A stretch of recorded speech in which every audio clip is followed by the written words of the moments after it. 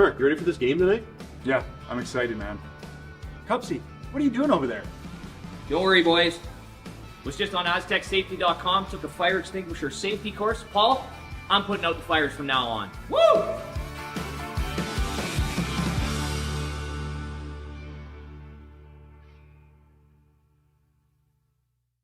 All right, real talk for a second. If your snack situation hasn't changed in years, maybe it's time for an upgrade. The Chocolate Lab makes legit chocolate that's worth paying attention to. That's it. Back to whatever you were doing.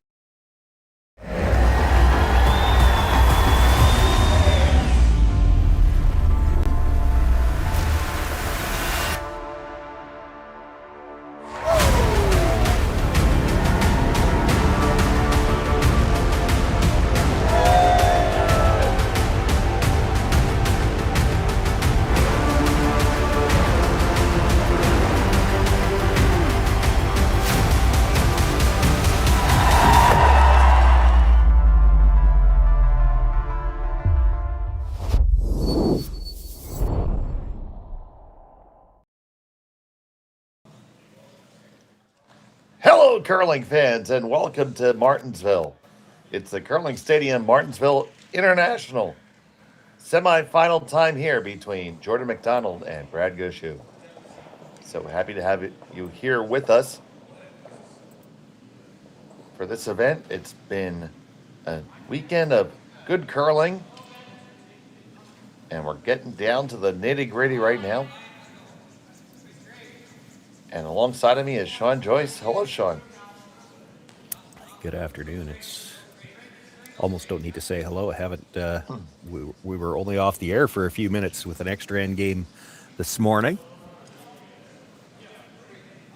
We're a few minutes late getting started here just because they had to prep the ice, but should be a couple of good ones.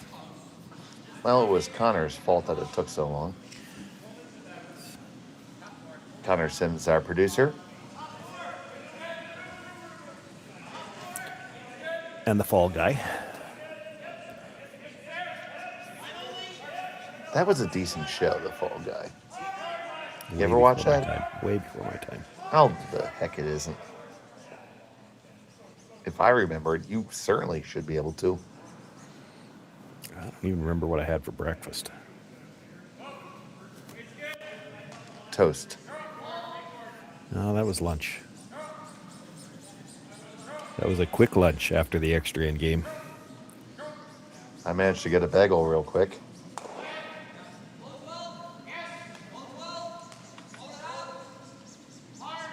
So here we see it is Team Gushue with the hammer. They're playing yellow. McDonald has a red, and they tick that guard. Guard was more problematic than you thought. They rubbed it going around, and then they rubbed it trying to hit the open stone. And they did not rub it just the right way.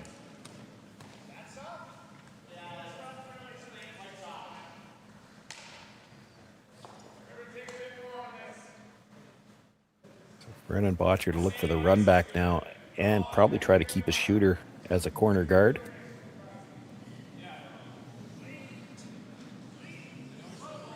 We thank you guys for joining us. I know that you might be watching that other tournament happening. The Winter Games, of course, occurring right now.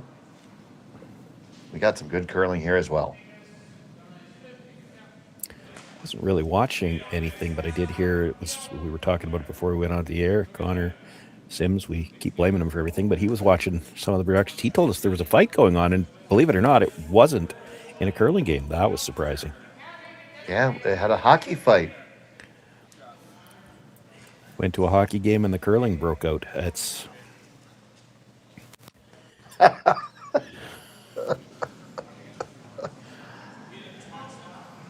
Oh, boy. Display to the outside. They're going to make the double takeout, roll clear. So leaves the extreme corner draw. Yeah, but as tough as these are, it's a short event. 10 teams were playing in a round robin. They only had 5 round robin draws, but we saw this shot a couple of times this weekend and saw it made, where they just had to hang it on the edge of the 12-foot.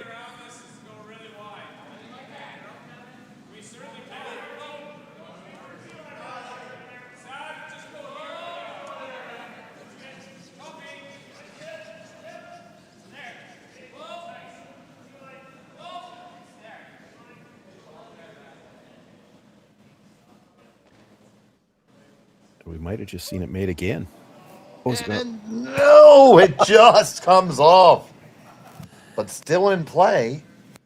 It does look like there's just a sliver of daylight there.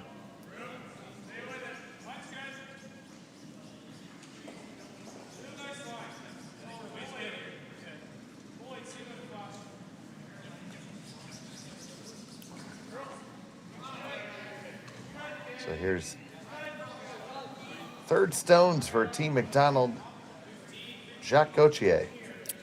Late in the end, you might see McDonald go over there to try to get the force, but he doesn't want any part of that right now. You start playing over in the corner like that, it's a risk-free opportunity for Gushue to play some freezes and see if he can't set up a deuce. You want to keep him in the open side of the sheet right now.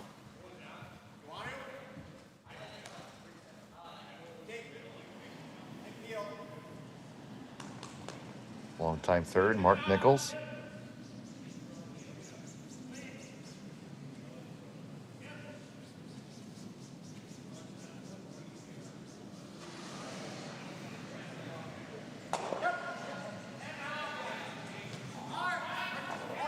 And we have the pop and flop.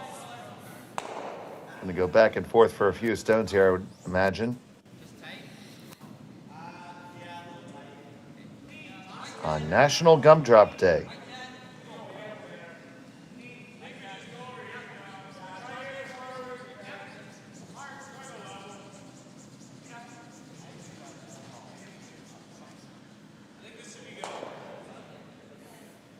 Hit and stick, no problem.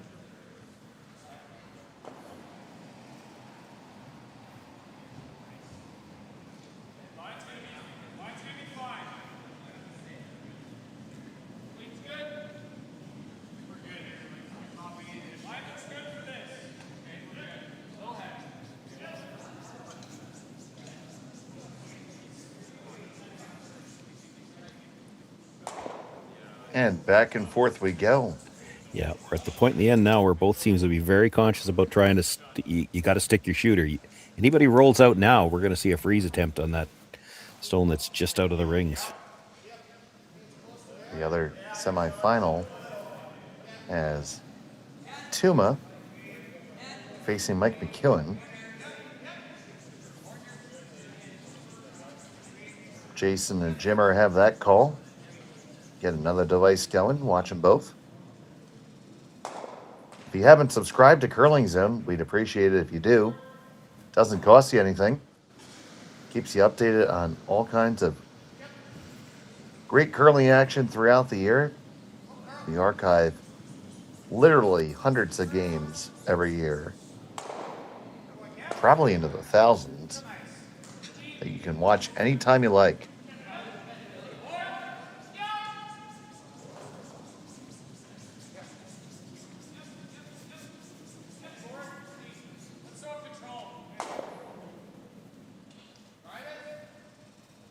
Well, it's worth giving it a go to roll over there, maybe get a piece behind that Yellowstone that's just out of the rings. Make the Might as well give it a trickier. shot. Yeah, if you roll out, he was going to have a fairly routine blank opportunity anyway. You do have to throw some weight if you're going to try to get over there, because you got to roll fairly flat. Jordon McDonald with his last of the first.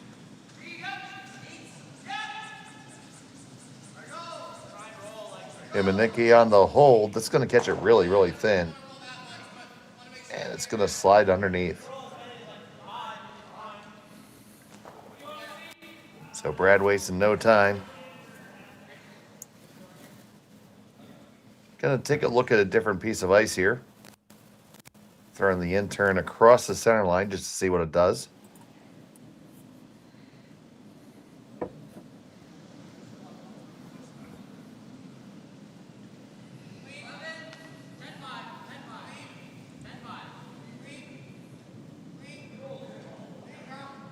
And through the rings it goes. Blank end goes in the books. Brad will have the hammer when we come back from Martensville on Curling Stadium. Developed over a decade in collaboration with the finest ice makers this side of the Atlantic, the Pebblehead PB5 is nothing short of a triumph of sophistication and craftsmanship. Weighing less than half its lumbering copper predecessors, yet boasting tenfold their durability, the PB5 delivers perfect, consistent ice, time after time. The PB5 by Pebbleheads.com, the apex of ice-making ingenuity for the roaring game of curling.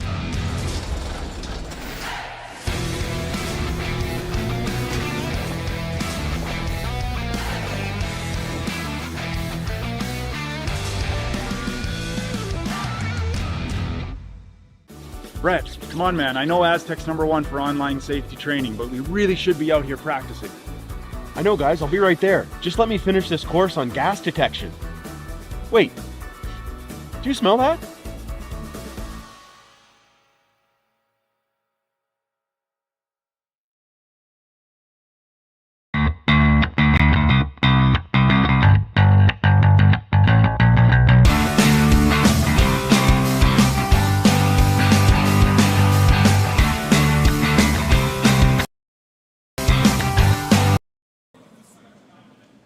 Welcome back to Martensville. It's the semifinals of the Curling Stadium Martensville International.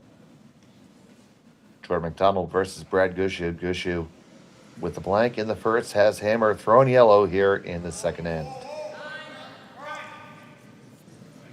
See another big crowd on hand here in Martensville. Been large crowds and good support all weekend long. Cameron Olson the lead for Jordon McDonald.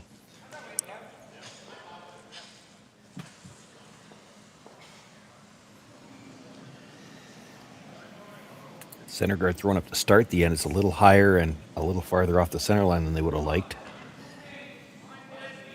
I don't know if they're coming around here or throwing the second guard, tight guard. You see the other semifinal on the other sheet. We'll keep you updated on the score as it goes.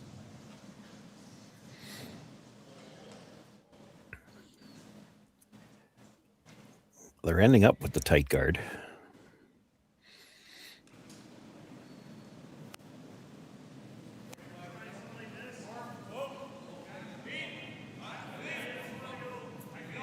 Obviously has the virtue of being lined up with the one in front of it. Yeah, but not on the center line. So Brad thought about the tick shot. You don't get to play that very much anymore. Kind of an unintended consequence of the rules. I think the other side of it, you don't get to play it as much anymore because a rock touching the center line can't be moved off the center line. And because you don't get to play it as much anymore, when you do have this opportunity, they're not as practiced at it. So they won't always throw it. It gets missed a lot now when people try to play it. Yeah, you just don't play it as much anymore. It was getting to be fairly commonplace. And, of course, any shot that you throw a lot, you get better at it. So this is just the draw to the full 8. Out-turn draw is a shot that Jeff Walker throws a lot, and he's pretty good at it. So he's buried. Funny how that works. Yeah.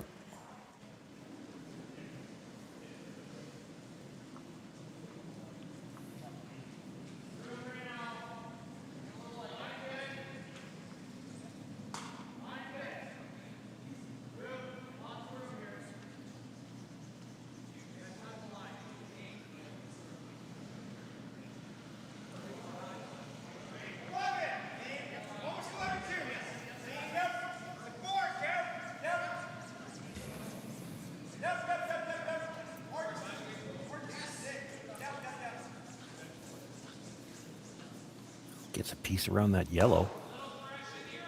Still in some trouble here if you're McDonald.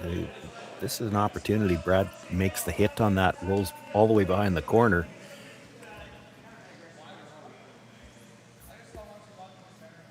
It's not just 2. There could be 3 in play here.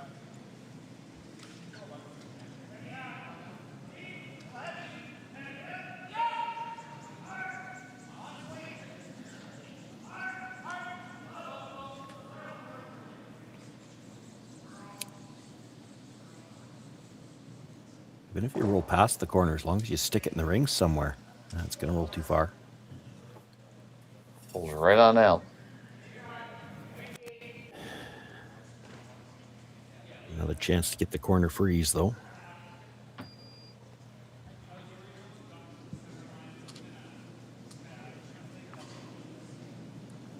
So, Humaniki with the toucan.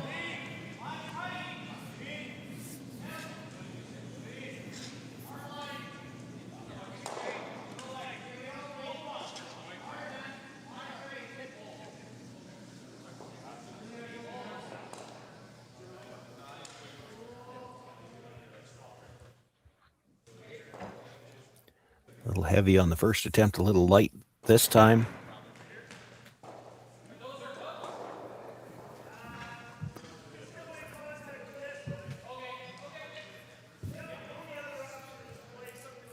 You can probably see enough of it to run it onto the yellow.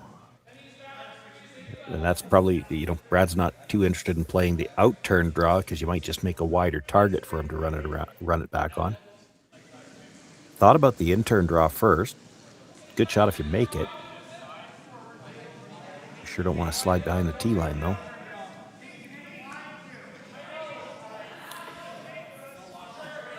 Thinking about trying to make a play on the guard and roll into the rings.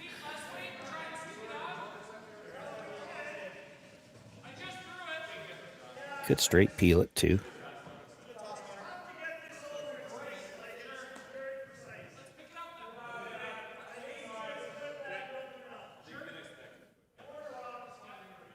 I think they're playing the straight peel now. Just that to play the delicate shot, try to hold your shooter. And again, we don't have the mics on, so I can't hear the players, but he's worried about touching the yellow on the way by. Uh-oh. That was a plan B, and it wasn't a very good plan B. Yeah, they switched that under plan bad. Yeah, once he was too thick and it looked like he was getting a piece, they were a piece of the yellow in the rings. They switched the brush, hoping to, I guess, hit it maybe closer to the nose. They actually rubbed the other guard, which redirected everything towards the yellow shot stone. And now McDonald suddenly has an opportunity here.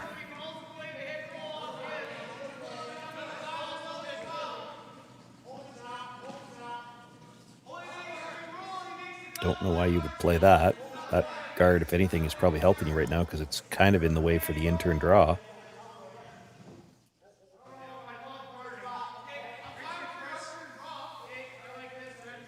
I'm seeing the out-turn draw to the forefoot, which is what he's looking at now, or the in-turn to the face of your own.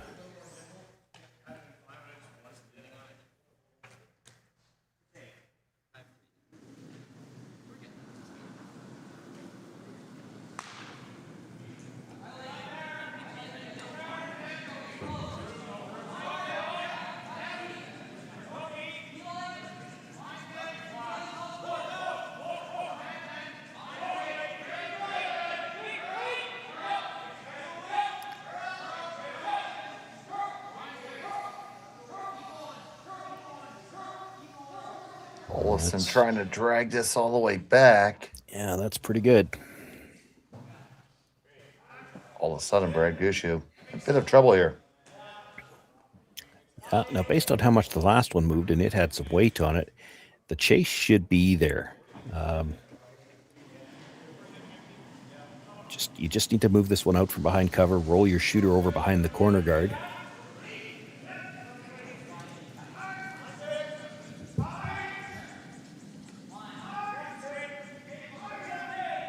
This is really curling.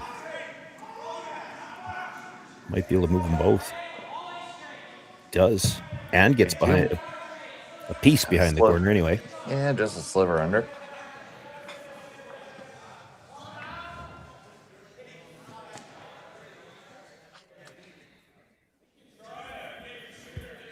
So McDonald's just going to take this out in line 3. Here's Gushue.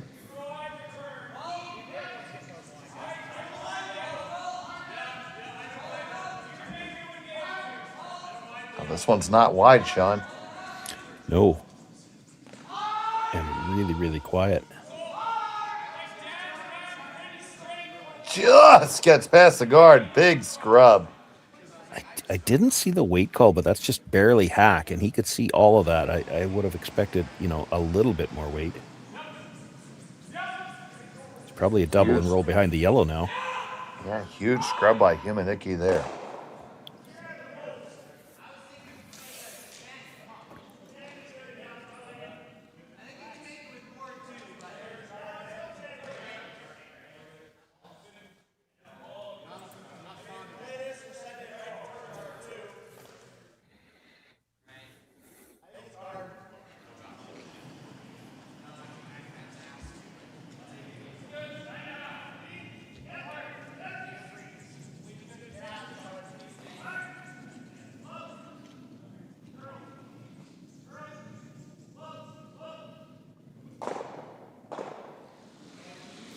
And that makes that double and rolls under cover. Sweet. And it's shot rock, so Jordan's going to play the run. Could not have walked that down better. Tough to, you can roll towards the rings, but I don't think you can get in on this one either. If you make the double. If you don't make the double, it really doesn't matter if you roll in.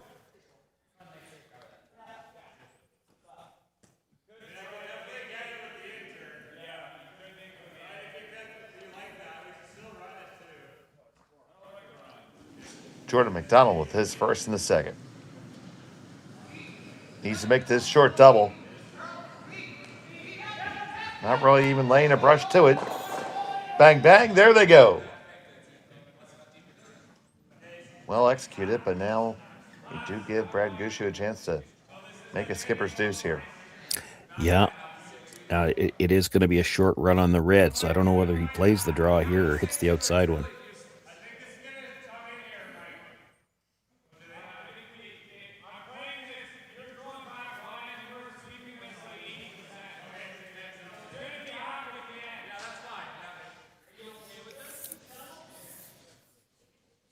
Well, I think they're hitting the outside one, although he talked about both, and honestly, this is probably the broom for either shot.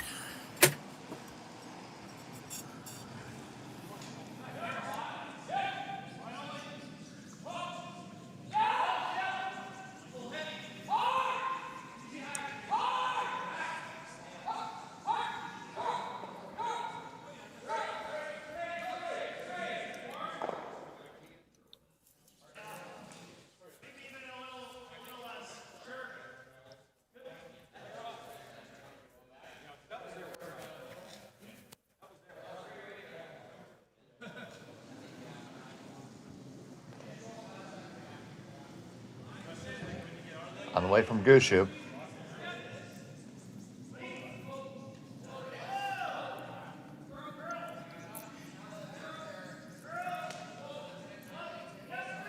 Wants to stick around, but he's not trying to roll towards the guards.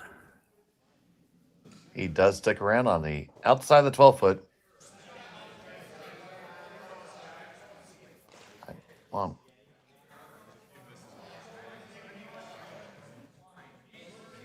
McDonald's thinking about playing the draw here.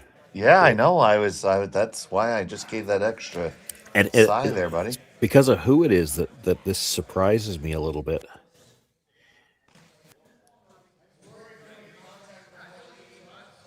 Who it is and who you're playing. Like, he even talked about trying to bring this deep to make sure that it's over buried on the long guard. But the problem is, the deeper you put this, the more room there is to chase it. And it's Brad Gushue. He's only going to need to move it.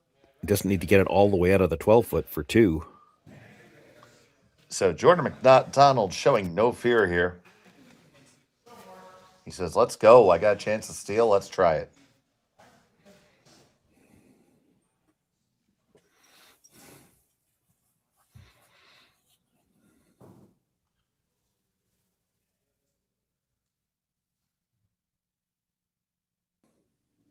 Big stone here.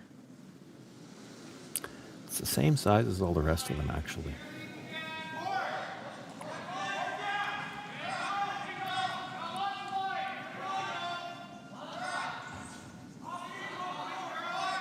Trying to carve this one over. It does have to move. It's way the heck out there. Yeah, And this is not good if it stays out there. yeah, there's definitely going to be room for the chase. Oh, you can chase that all day.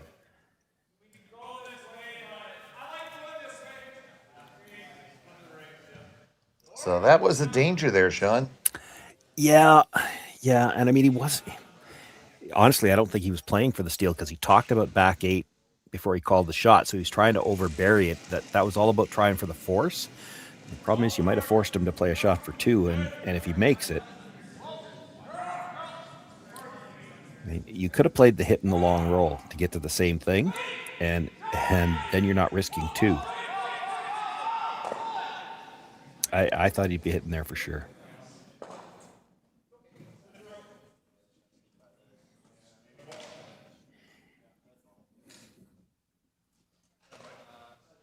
You hit and roll to the back of the 4-foot. This opportunity is never there.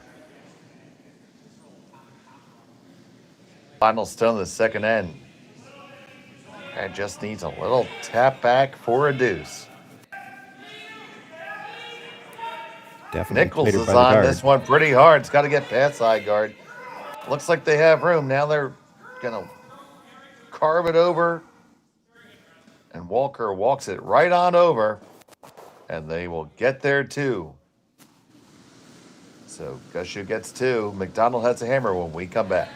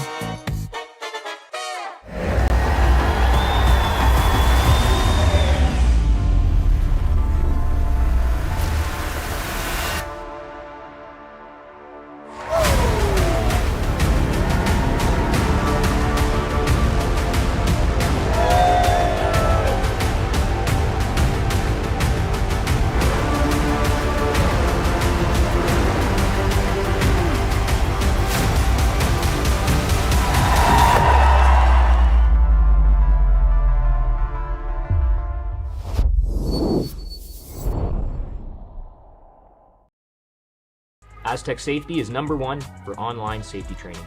Aztec Safety is the proud sponsor of the Aztec Safety Challenge, the #1 event on the World Curling Tour.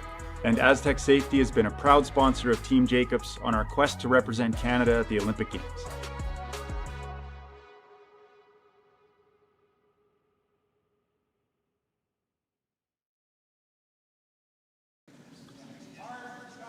Welcome back to Martensville.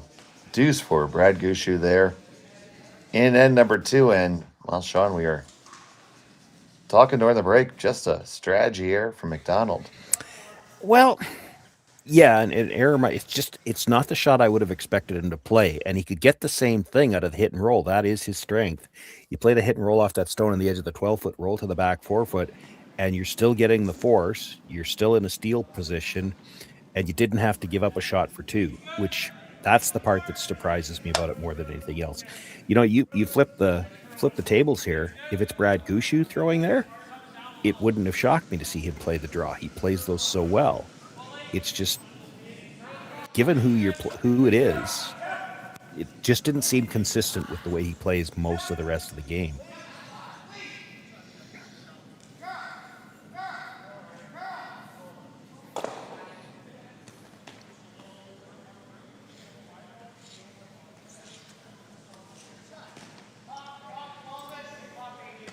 And I agree with you, Sean. Error may have been the incorrect word. It's more not the choice we expected. Yeah, it was out of character for him, and you know, didn't make it as well as he could have either. Well, there's always that.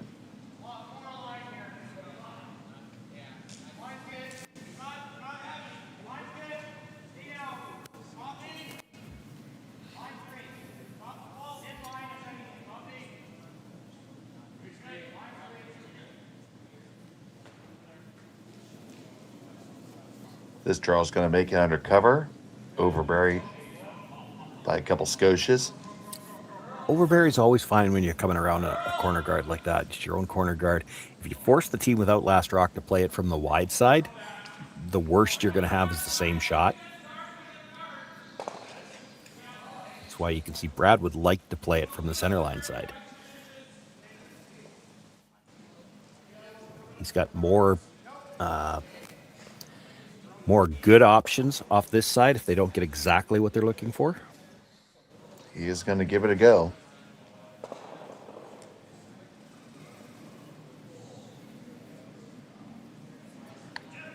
Brendan Botcher.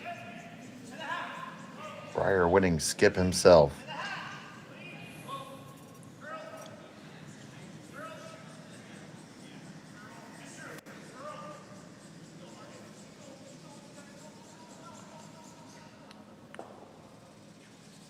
He just took it.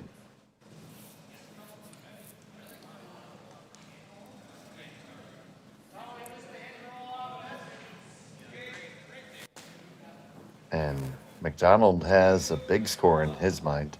Yeah.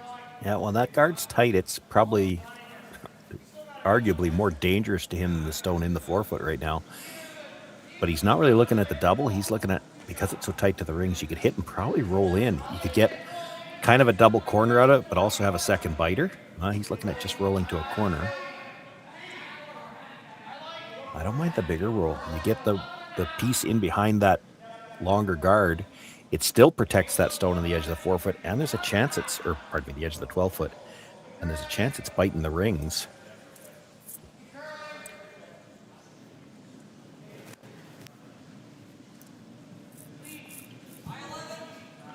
Yeah, that's a shot that comes to mind for me. Well, if it's biting too, it's not like Gushue's likely to ignore two stones in the rings. He's going to have to address one of them, and then the stone in the center stays open. You see that hit, and it does hang on and spin up. They lie 1-2 out there. Might have left him enough to make the double. You probably have to try it.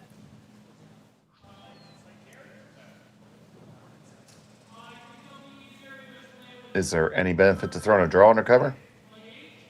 No, because anything undercover's on the corner, and that plays into McDonald's hands.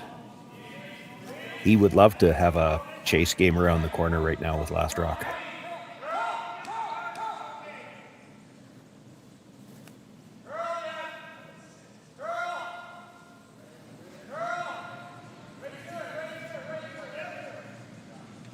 So Botcher, always been good with his upweight ability.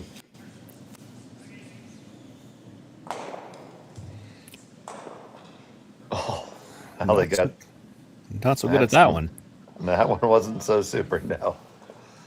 I threw the kibosh on him there. Sorry, Brendan. Yeah, your choices now are you could guard that for a while and hope they miss the run because they are going to play it. Or you play to the open side, give them that double, and then try to hold your deuce. And they've elected to split the house. The double still has to be made. I mean, they're fairly close together. If you're going to make the double, you're probably losing the shooter.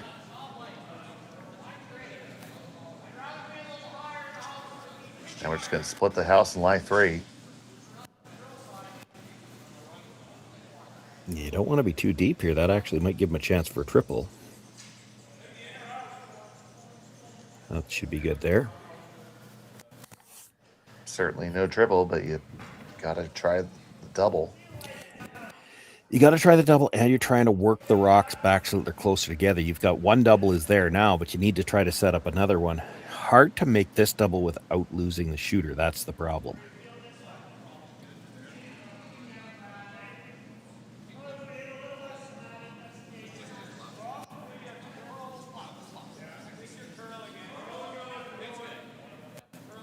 So as the brushers switch sides, I guess this is going to be an outturn.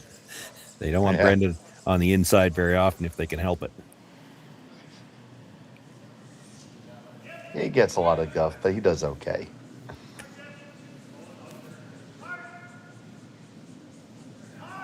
when you have one sweeper that's a little stronger than the other, you want to take advantage of that whenever you can. Now, can they get this one underneath? They did accomplish their goal. They made the double and got them a lot closer. That was really good.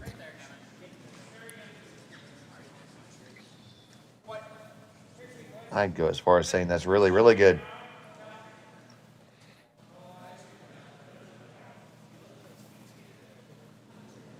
Shakochie trying to increase the separation factor here.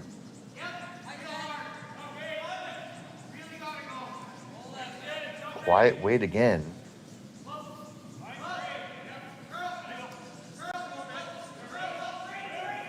Ooh, that was an attempt at a plan B to feather Tick, and I don't know that they needed a sweep to do that.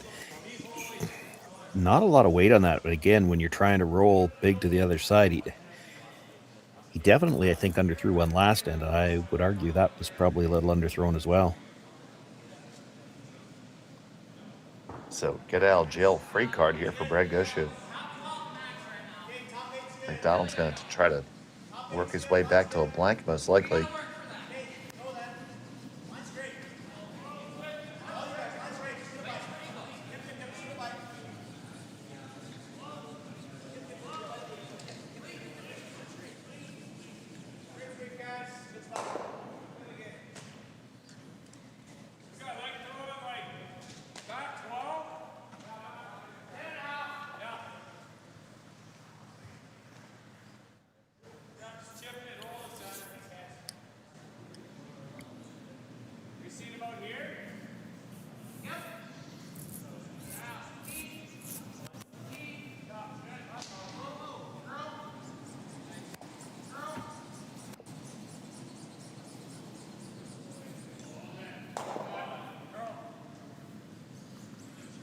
Hitting stick right there.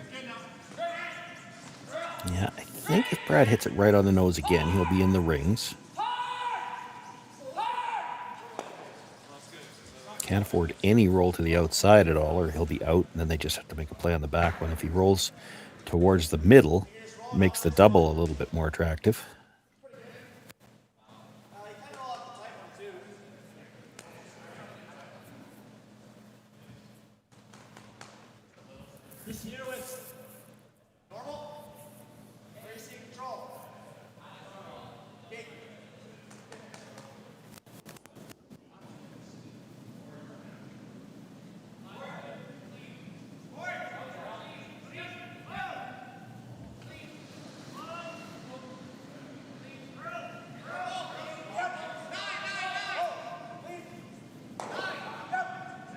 They make that hit and stick there on the outside.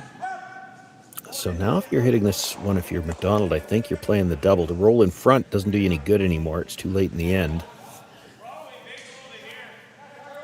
So they're lining up the slash double. Got to make it here, or you'll see Brad split the rings and you'll be forced.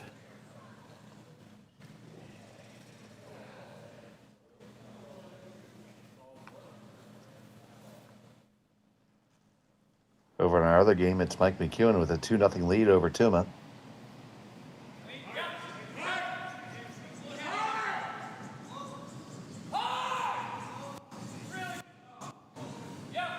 Good deal pace here from McDonald.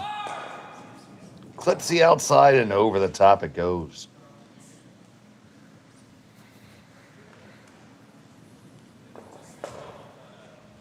So just a big split here? Yeah, just anywhere on the other side. I don't even think you're too worried about leave it a double, because to play that, to try the double and roll out and risk not getting the second stone, that's a steal. So I don't think they're going to do that.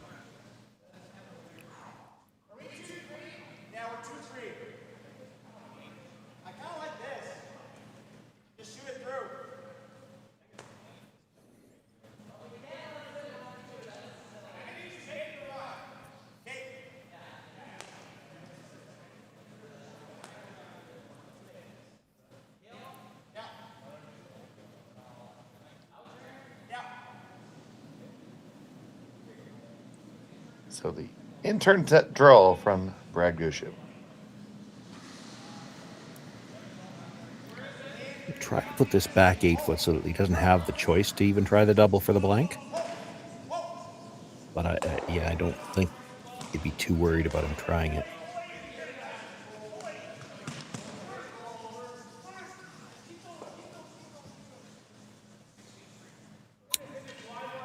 That's going to be just fine. Yeah, if he was going to play the double now, he'd have to play the slash, and he's just going to hit the back one and try to take his single.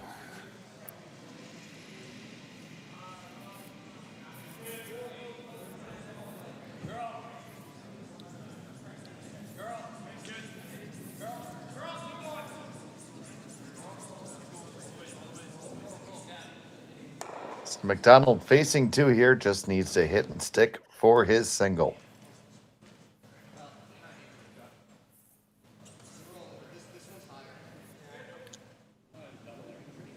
Final stone of the third end.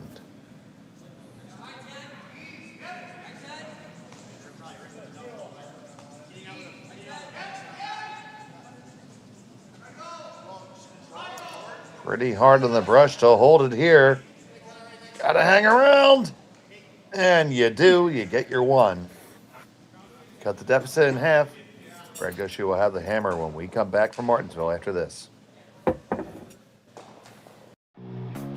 Who knew after 20 years in real estate I'd have to make silly videos for Instagram and come out behind a tree? Stu, we need to do this stuff. Why can't I just door knock into open houses like I did in the old days? That doesn't work anymore. Okay, so it's because I'm sitting here behind a tree. Come use us for real estate.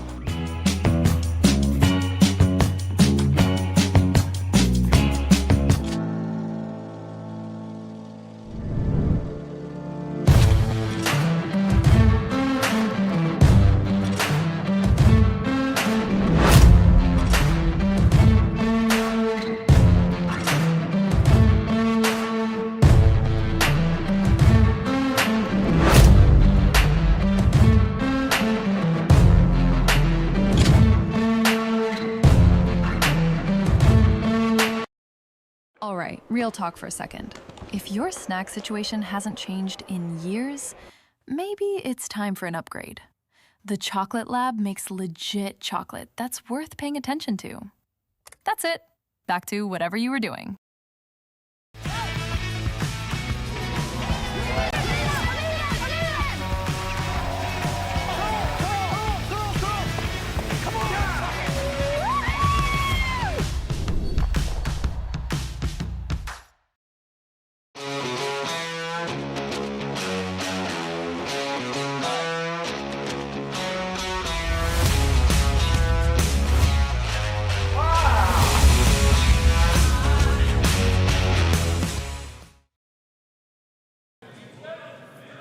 Welcome back to Martensville. Single point for Jordon McDonald. Force was executed by Brad Gushue, and he has the hammer up by 1. You see this first card did come into the rings. So it is dispatched promptly. Yeah, I might have liked to keep his shooter in place somewhere, but it rolls out.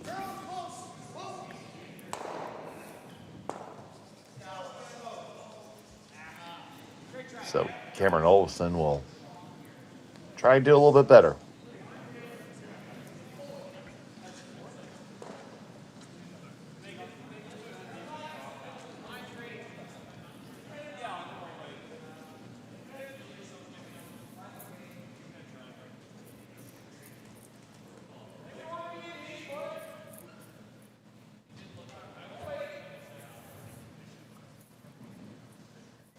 A lot of folks joining us right now. Thank you so much for tuning in live.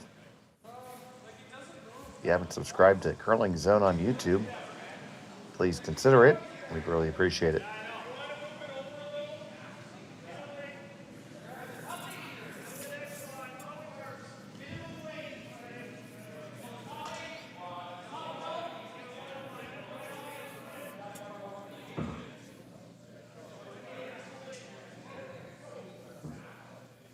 Jeff Walker looking for the come around. This is not coming up enough. Get a little spin at the end, they can bury a piece of it. Now, Edge on edge. Yeah, he's got probably a quarter underneath.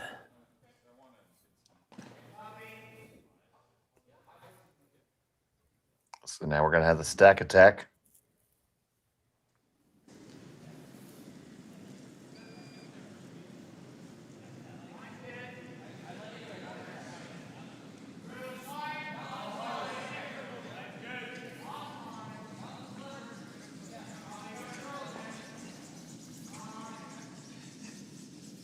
This one is a touch heavy and wide. Yeah, you would like to get to the inside here.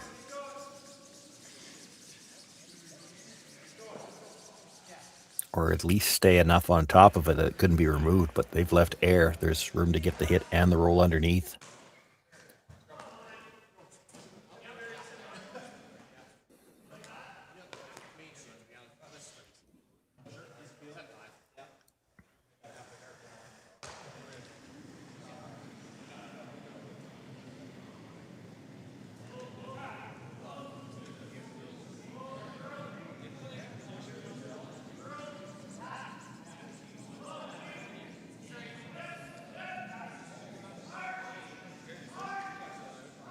Gets past the guard, gonna make that hit and roll undercover. Does stick out the other side a bit.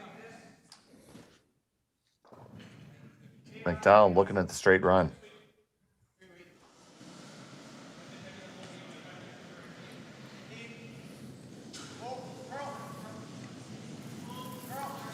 Humanicki fires. Right down Broadway, Gauthier on the sweep.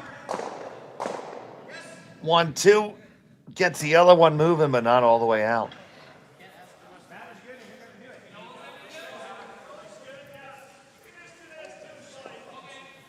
Yeah, I'm thinking the same thing as Brad. There's an argument now to be made to roll away from that guard. Kind of split the rings. Yes, it's a short roll on the one that's left at the side of the forefoot to get buried, but there'll be a lot of separation between the guard, the rock, and the rings, and they've already shown they're pretty good at the chase.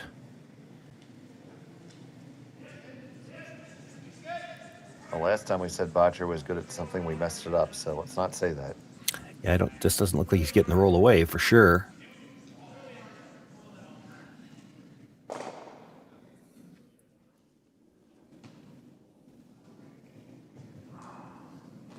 We're 2 for 2, buddy.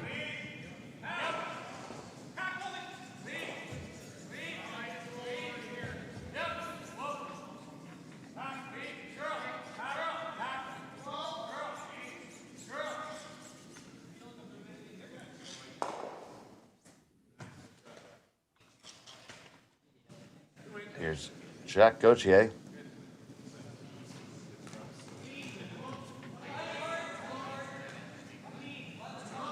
Joined Team McDonald this year.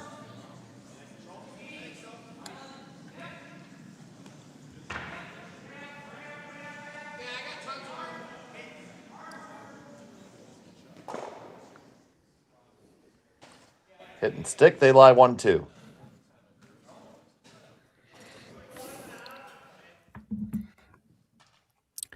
Double would be thin, so they're just going to look to hit and roll on top.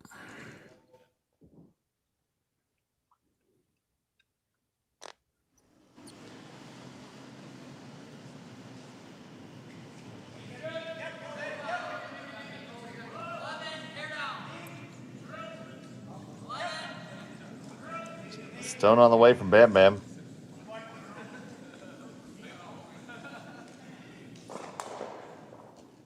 Oh, catches it thin and didn't get anything.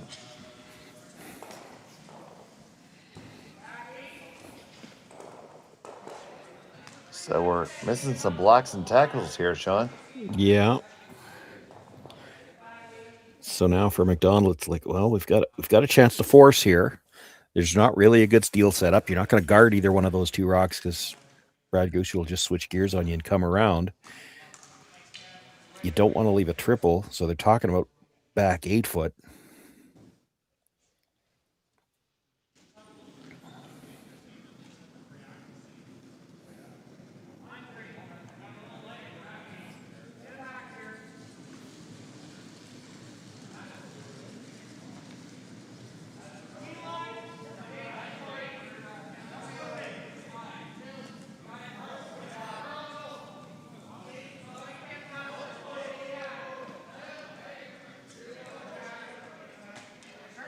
Phelps and Numanicki giving a couple little strokes there. He left the way to kill two of them. Yeah, but if you have to roll to the outside to make the double, that's not as advantageous because you need to find a way to set up two doubles, and it's got to be this shot and the next one. So you could actually make a case for hit the one that was just thrown, roll over, and sit on the corner. The other one's actually a pretty good result. I don't know if that's what he's looking at. He's still looking at the double.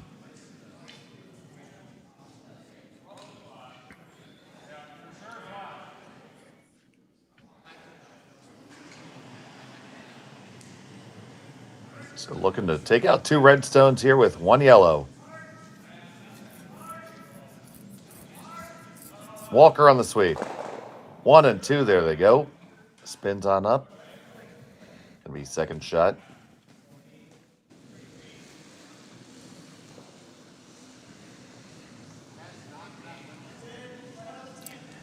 Yeah, but you make the nose hit here, and Gushue was forced. I thought he'd look a little harder at just play the hit and roll on top of that stone.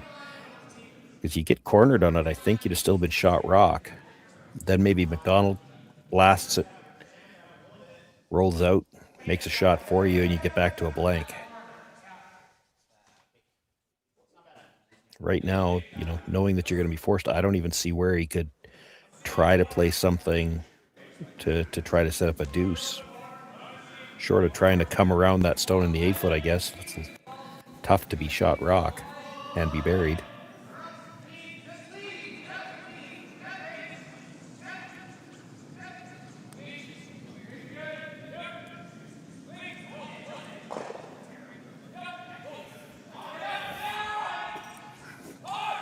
So you hit the one in the 8 foot and try to roll all the way across behind the one that was just thrown.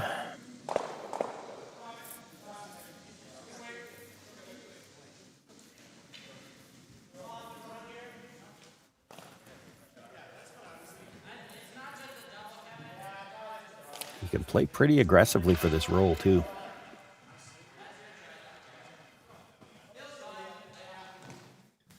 Yeah, worst thing that happens, you're drawing the 8 foot.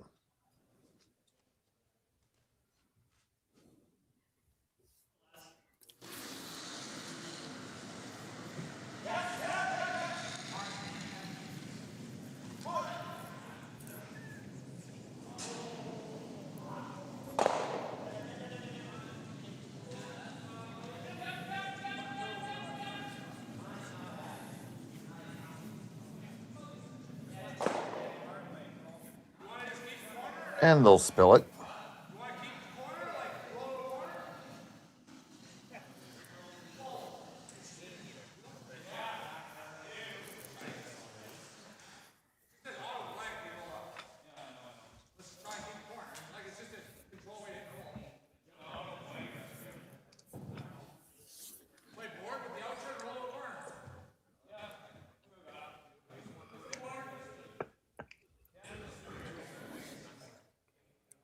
Looks like Jordan's content to just split the house nice and wide. I thought they might at least try to think about, okay, where do you think, what's the fine line? Where is the point where you make Brad think about, am I hitting this or drawing? And it's Brad, so... Brad's going to draw. Probably. Full 8 even, he's probably drawing. But, with this broom, they're going to go much wider than full 8.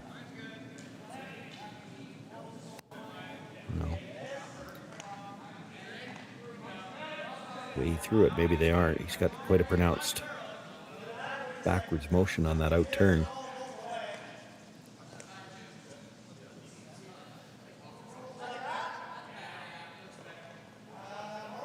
And there you go. It's even up there.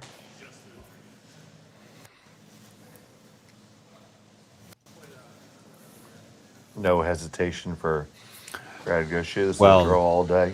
Yeah, no, and there couldn't be those. You couldn't hit either one of those stones on the nose to be shot rock, so you got to draw. You only need to just about bite the 8 foot.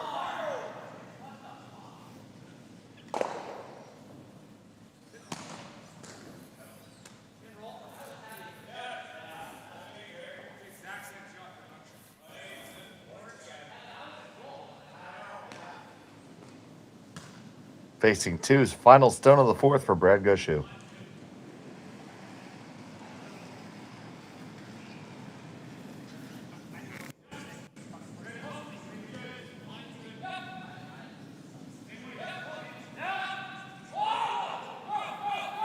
Just watching this one come down. And that's going to be just fine. Put one yellow on the board. 3-1 after 4. We'll be back from Martensville in just a moment.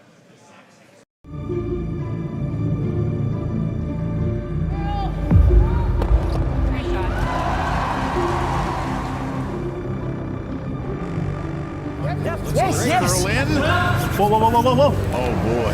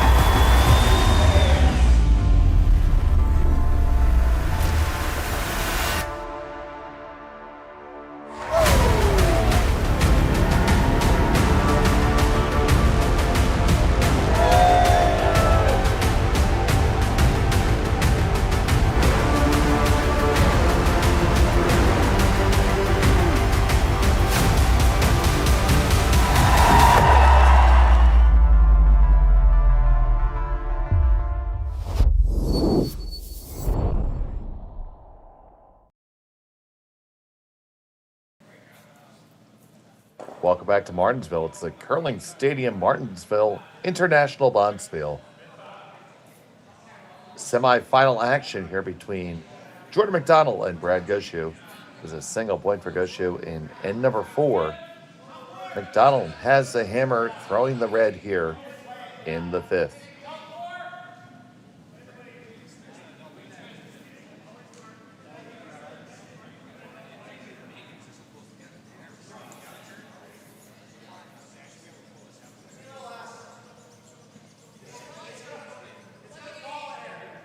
Second, we'll try to get you an update on the other game that we have right now.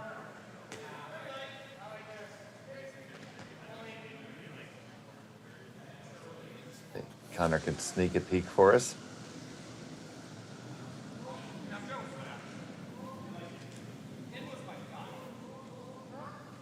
Yeah, right there it is, all the way over there.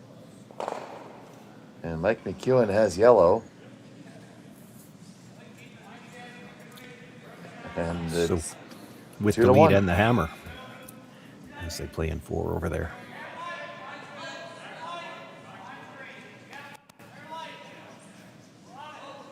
So they're just a skosh behind our pace.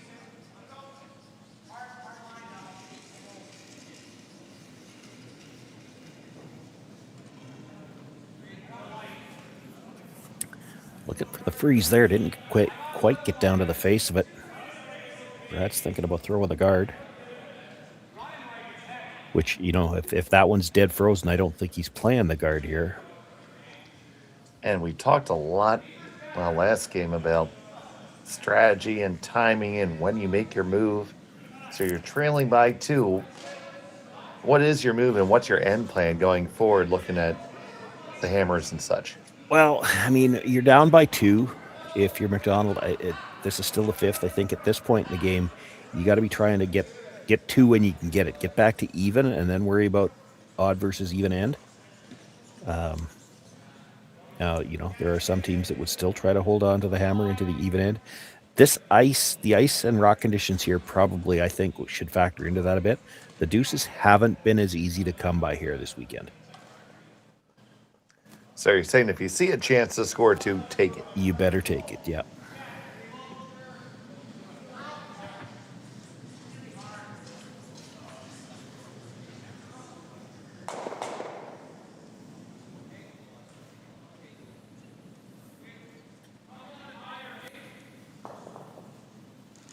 And what is it about the ice and rock conditions that would make a 2 tougher to come by? And we've discussed this a few times. We're out a bit of awesome. We've seen more open misses than you normally would expect.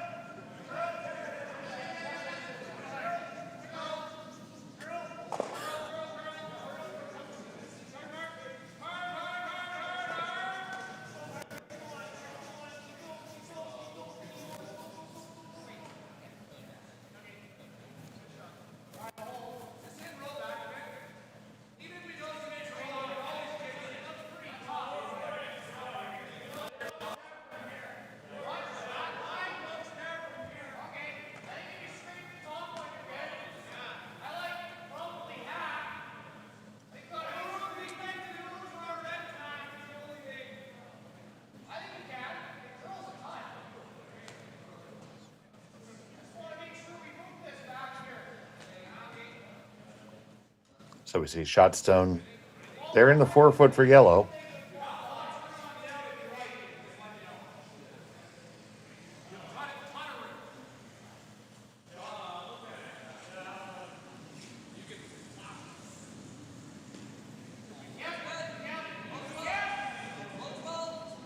And Sean, it looks like they're looking for the little run back here.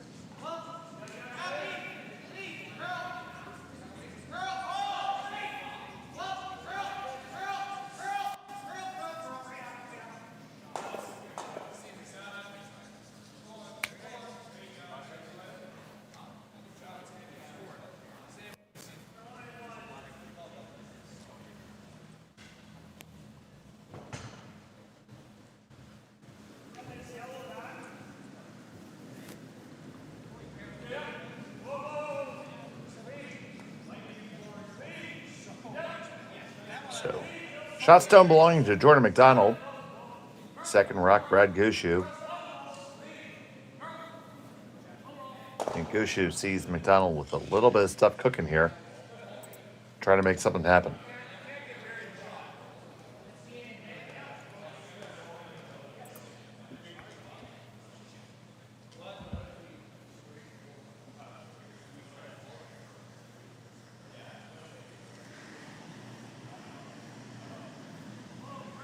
Mark Nichols.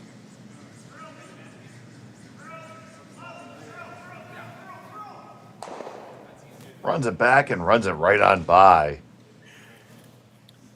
You would have bet there wasn't a hole through there to not hit something else. And welcome back, Sean. Yeah, I got dropped out of there. I didn't even realize it was gone for a second.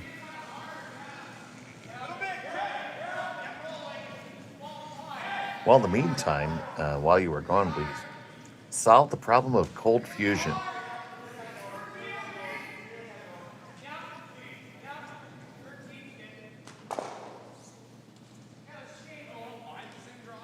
So it looks like McDonald's just looking to rattle these around a little bit.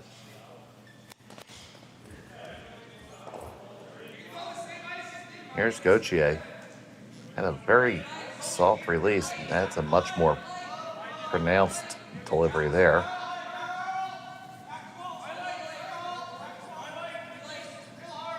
So much so that they needed to curl. I'm not convinced that they did. I guess it depends on which way you were playing that. It worked out okay because I think they lined up the two reds to go towards the yellow. Now, if you hit it on the center line side, it might drag past.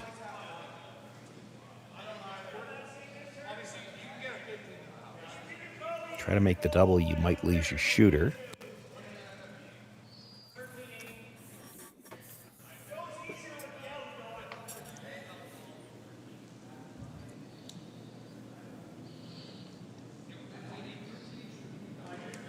chance that this goes onto the back yellow, too, if you hit it wrong.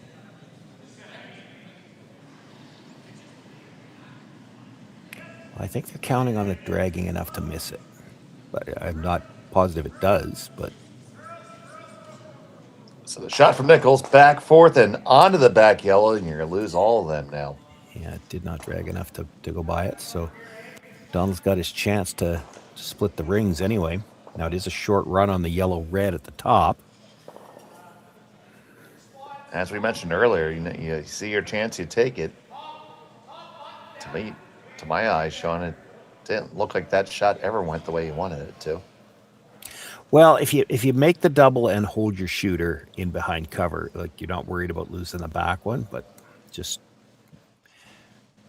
a little full maybe, or with that weight, it just didn't come up like they thought it might. They weren't looking for a lot of curl, but they were looking for some. So Gushue looking to split the rings.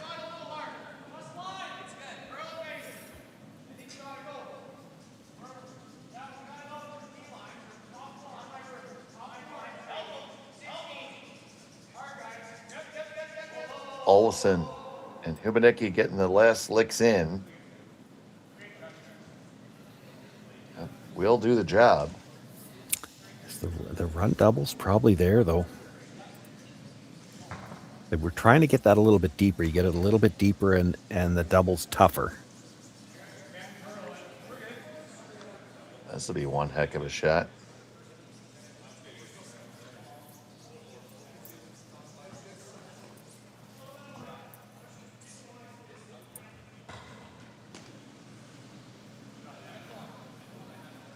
So you're gonna take your Yellowstone, hit your own, and then use that to make the double takeout. Big time shot on the way from Brad Gushue. His first of the fifth.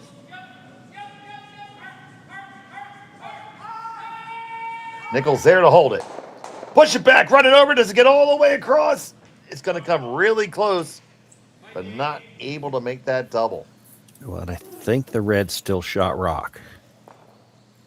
Does appear to be.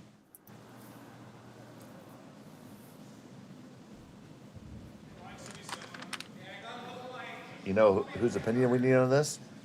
Trevor Johnson. He'll tell you, get him off the other. He'd already have the broom down. You had to have watched our quarterfinal game this morning. Trevor Johnson running the house for Team Clyder. Had a couple stones that everybody was debating. He said, I got this all day. I know exactly what stone shot. He's the only one that didn't take 40 seconds to look at it. It was just, he was standing behind the hack saying, why are you even looking? Got it by a mile.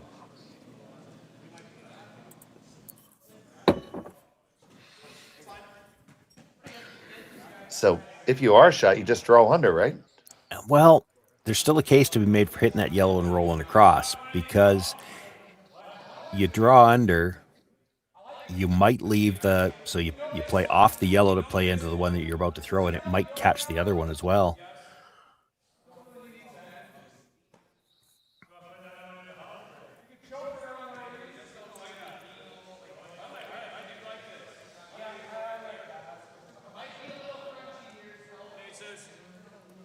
And if you are drawing under, how deep do you want to be?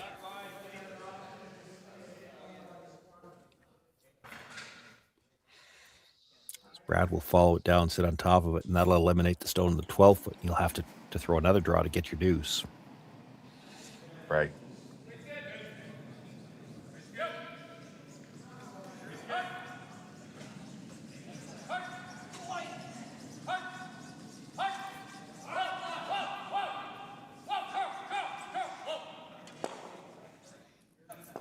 You have to be careful how deep you come. You come deep enough where a quarter rock off the yellow would make the double onto the one you're about to throw.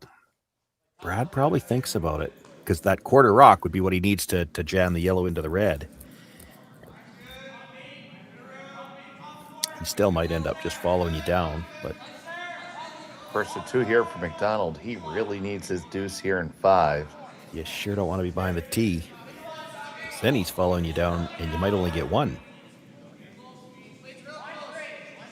This is checking up. Gonna be above the tee. That's not too bad.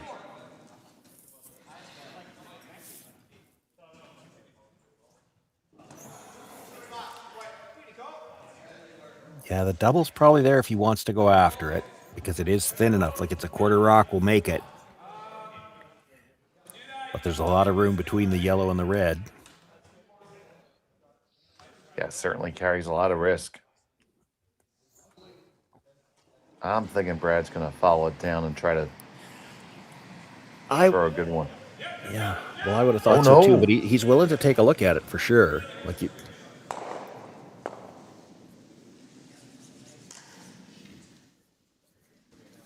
It's hard to imagine you're not getting one of the reds here. The only way you don't get one of them is you hit this way too thick.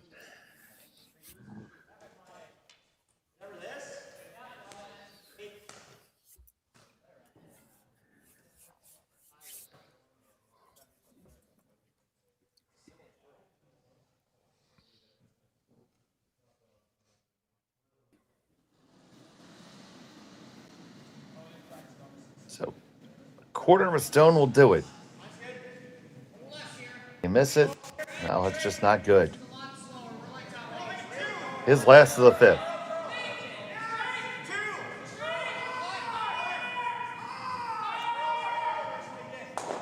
One, two across the way. No, you don't move it far enough. And it's going to be a open draw for 2 for Jordon McDonald.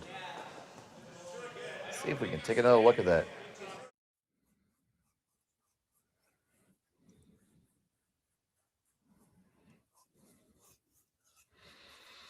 You can almost see them getting caught here where, you know, they know somebody's going to have to sweep, but they weren't sure who. Both brushes went down for half a second.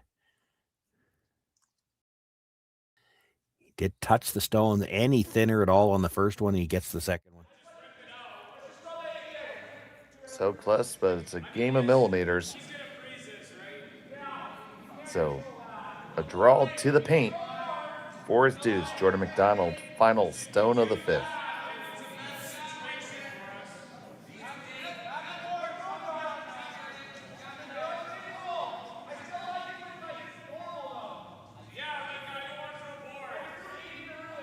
He's got it, no problem. Put that 2 on the board. We're all tied up. Heading into the 6th end, we got a great one in Martensville. Stay tuned. We'll be right back. Developed over a decade in collaboration with the finest ice makers this side of the Atlantic, the Pebblehead PB5 is nothing short of a triumph of sophistication and craftsmanship. Weighing less than half its lumbering copper predecessors, yet boasting tenfold their durability, the PB5 delivers perfect, consistent ice, time after time. The PB5 by Pebbleheads.com, the apex of ice-making ingenuity for the roaring game of curling.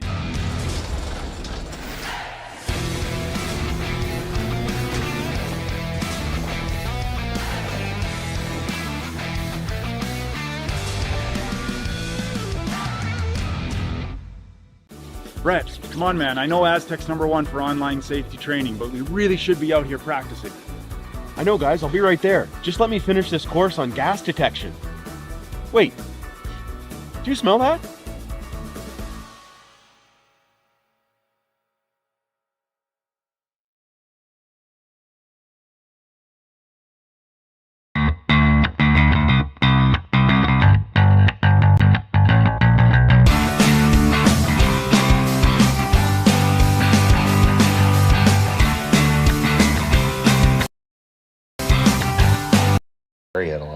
And welcome back to Martensville. We have a tied-up affair here. 3-3 between Jordon McDonald and Brad Gushue. Semi-final action at the Martensville Curling Stadium International Manitoba. So happy you could be joining us here this Sunday. Championship Sunday. Dave Schmel, Sean Joyce, and Connor Sims here with you.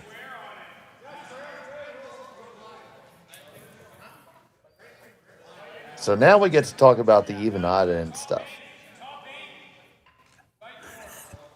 Yeah, true. Brad's got last rock and the even end of a tie game. You saw him throw the corner guard already. And this is not just him. This is with a lot of these top teams. You get into this situation and they're a little bit more inclined to play aggressively in the even end. If you can get your deuce, you're in great shape. If you have to take a single, you've still got the lead. Going into 7, you're going to try to force. You have a hammer again in 8. You know you got 2 hammers to 1, essentially. This one looks really heavy off the hand of Olofsson, and it is wide.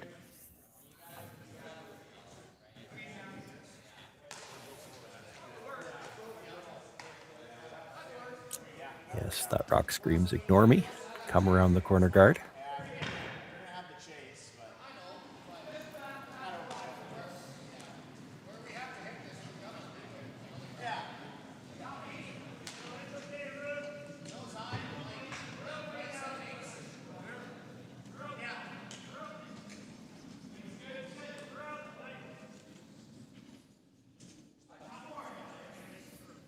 Second stone from Jeff Walker,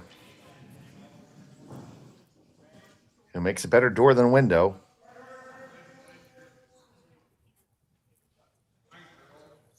Gets 3/4 under.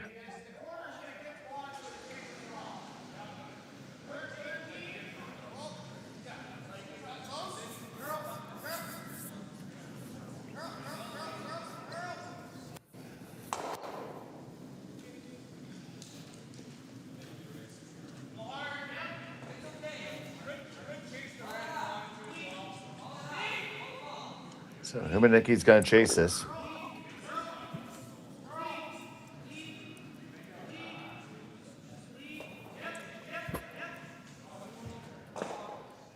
And that was executed quite well. Does slide behind the tee line, leaving some freeze opportunities. But bringing that play back towards the center.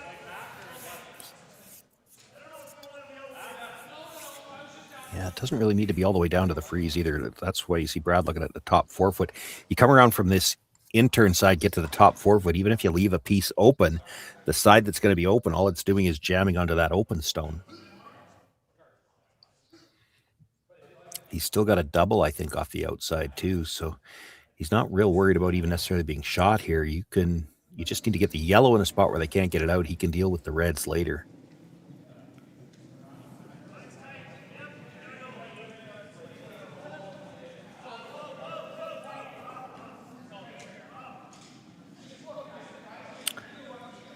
This is not anywhere in the playbook.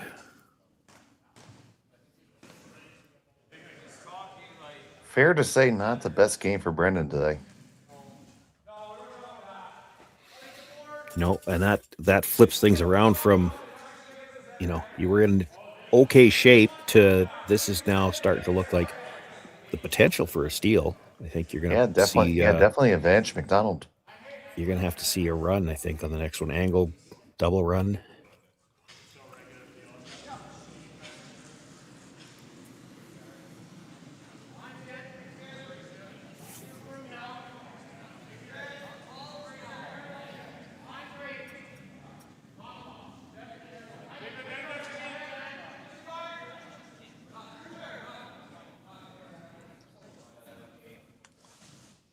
Do need this one to get there. Well, they're going to play the guard now.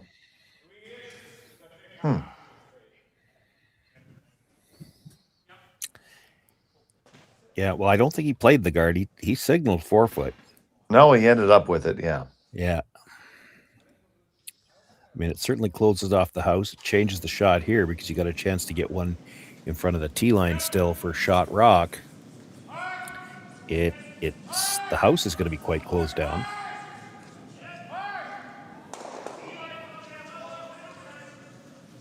I don't see a huge score for either team. It's just which one is it going to be.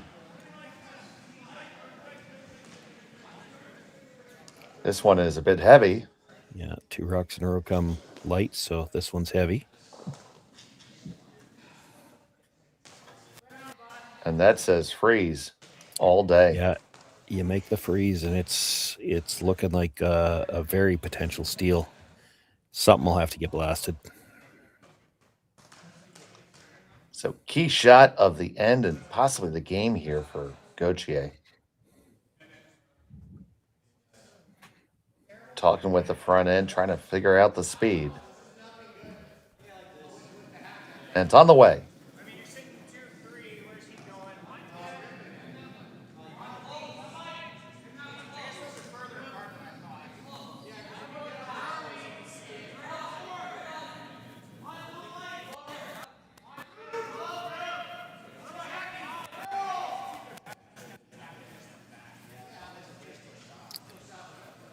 A lot of room coming by. Just a skosh heavy there, too. Well, and too much line. Yeah, shot stone you see belongs to Team Gushue.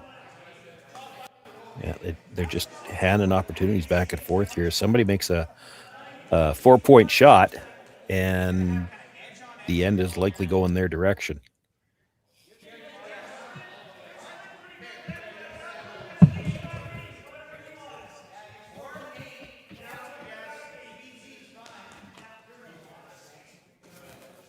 Thought he might actually throw a little more weight than this. He doesn't need to. He doesn't need to kill the red stone, but he definitely needs to make sure they get the roll in, and they're just talking about back 8-foot weight here. So Nichols with a touch shot here.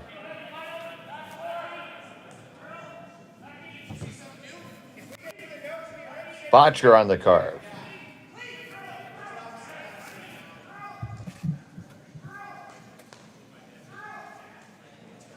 Can he get it moving far enough? Don't think he can, Sean. Well, that was always the problem with that weight. Like, you're trying to throw back 8-foot weight. You still need to roll a foot, and you've only got 3 feet of weight left on the rock when it gets there. That's just, and it under-rolled. Like, I think he can get to that with enough weight to double the yellows. You might have to take it off one of the reds, but that's fine. You don't need to whip it.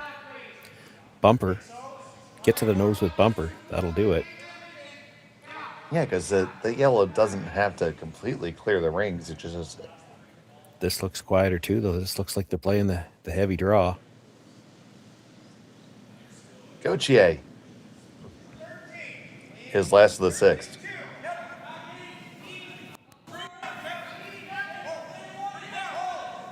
Better line early if they get it by. Olsen with his head down all day here. Got to get by the top guard. Got to get by. You squeeze it by. Yes. I don't know if he's got enough weight. Tap it. Roll it over. I think your shot. Nothing else here in a great spot. That is shot stone for red. Thank you, Brad, for tapping on it. We appreciate that.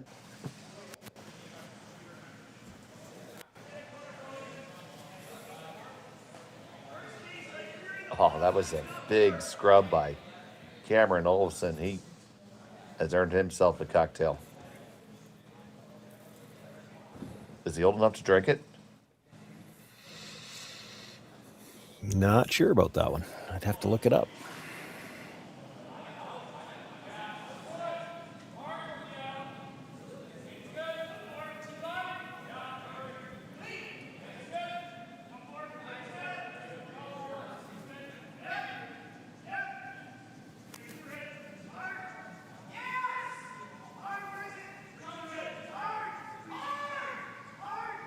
This one has to go. Well, he just needs to get the corner freeze for now. It actually curled more than they would have liked. He'd like to still be able to see a piece of that yellow to do something with it. So, a couple different options here. What do you say, Sean?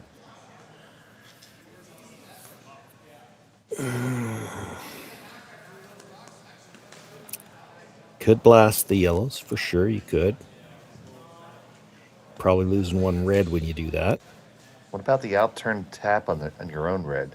I don't love that. You're already shot. The tap could put it behind the tee line, and I don't think you want to move that back yellow right now.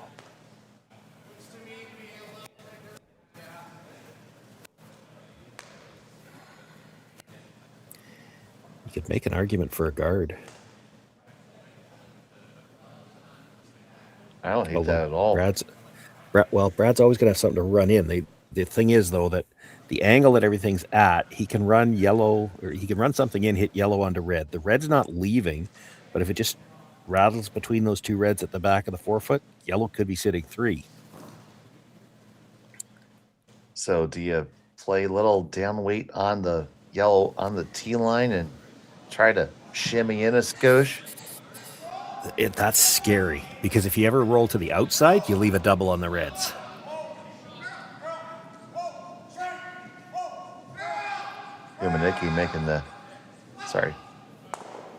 McDonald making the case of the guard. Now, all 4 players are going to speak about this one.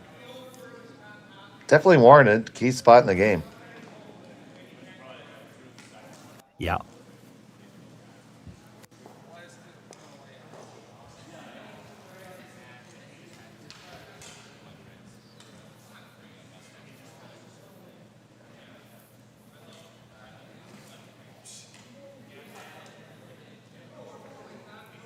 I think when they were gesturing towards the quarter freeze on the top one, that's something they're worried about, not something they want to do. I think they're trying to freeze the top. hit and shimmy in. Yeah, I'm not sure with that ice.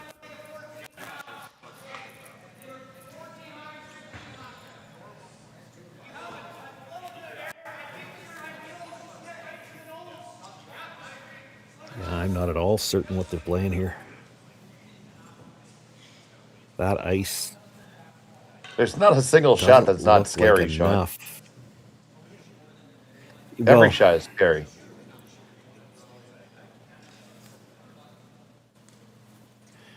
I'm not too scared of the guard. Like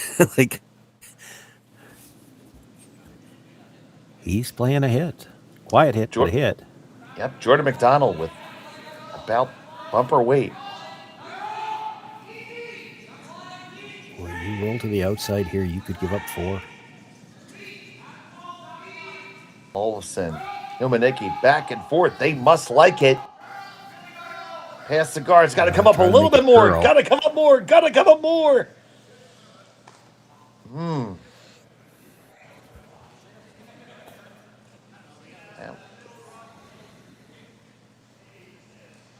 So shot stone to McDonald. I wondered about this too. So Brad's thinking hit the outside of the 2 reds that were right beside each other. You hit the outside of it. It clips the other red, so both guards are going to be gone, and it's going to come back into the forefoot somewhere. Yeah. And if it comes onto the yellow at the top of the 4, you could end up sitting 2 out of this. Even if it comes past it, like if it spins over the top of that and hits the red that was just delivered because of the angle it's coming at, it could get rid of a couple of red stones. This is what he wanted to throw. The broom went down instantly. Ooh. This one is way the heck outside. He's on the wrong side of it. It's got a long, long way to go. That's not going to help.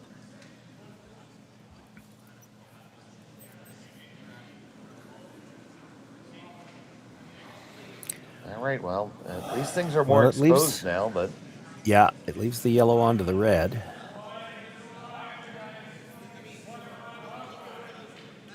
He just lost that one on the release, Sean. Yeah, I was surprised to see him play it from that side, to be honest. You're asking for a rock to curl. You didn't really need to. You could have played the in-turn. Put the broom on the edge of the rock. That's where you wanted to hit it anyway.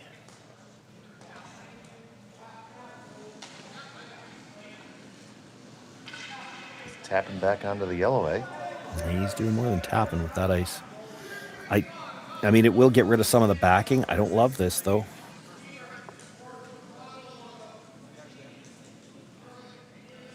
You see where Gushue is lining it up.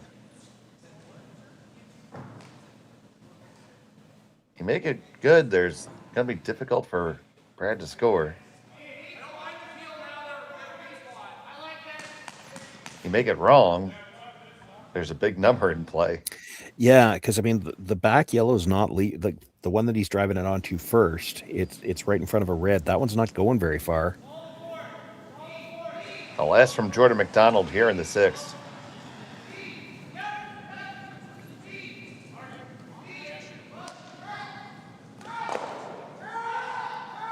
And Mickey on the car.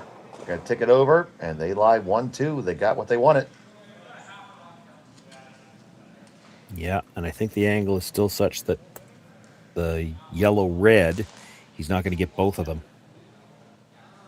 Brad might actually have to concede one here.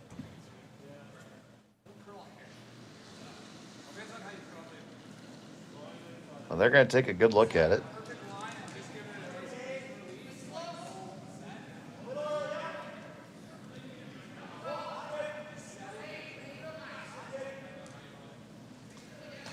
You can play the yellow at the top of the 4-foot onto the red. That's second shot, but I don't think it's touching the other one at all. Even if it does, it's going into the yellow at the side.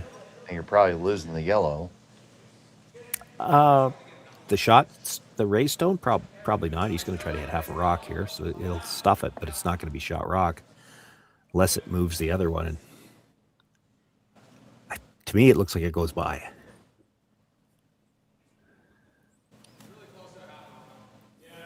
So facing 2. Probably looking to just cut down the damage. Final stone of end number 6.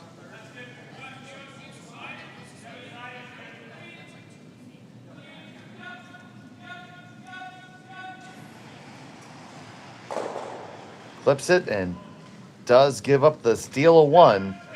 McDonald gets 1, has a 1-stone advantage because she will have the hammer in 7. We come back to Martensville on Curling Stadium.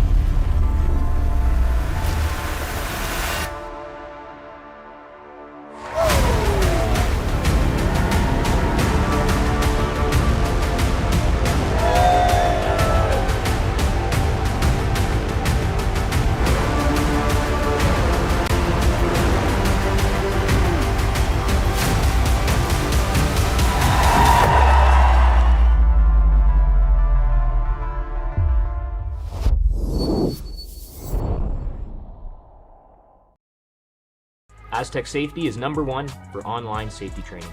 Aztec Safety is the proud sponsor of the Aztec Safety Challenge, the #1 event on the World Curling Tour. And Aztec Safety has been a proud sponsor of Team Jacobs on our quest to represent Canada at the Olympic Games.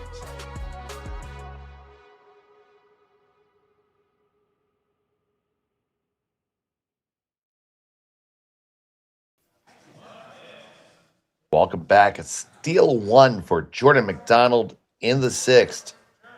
Because she will have the hammer here in 7. From the Yellowstones to semifinals in Martensville, the Curling Stadium International.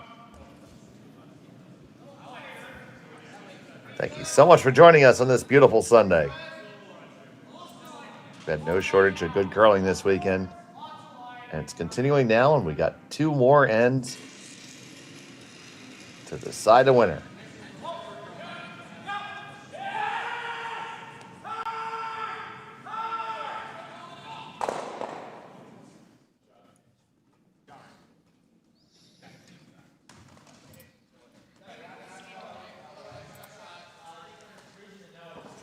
Or 3.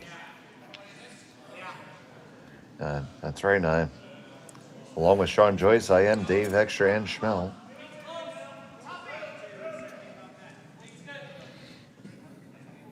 Our producer is Connor Sims.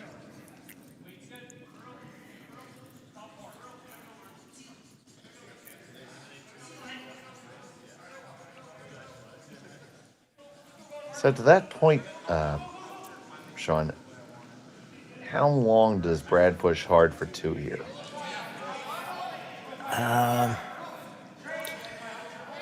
Well, generally speaking, I would say probably not long. He might like to have last rock in the extra end, but this goes back to what we were talking about earlier, where this weekend the deuces haven't been as easy to come by. If you can get the deuce here, you might be more comfortable having the lead.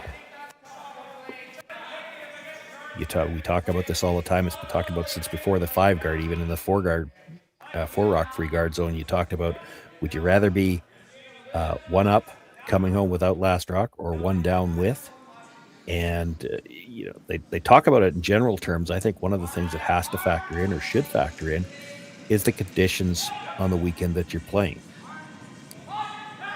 And this weekend, the deuces have been a little tougher to come by. So I think that lead might be a little bit more important.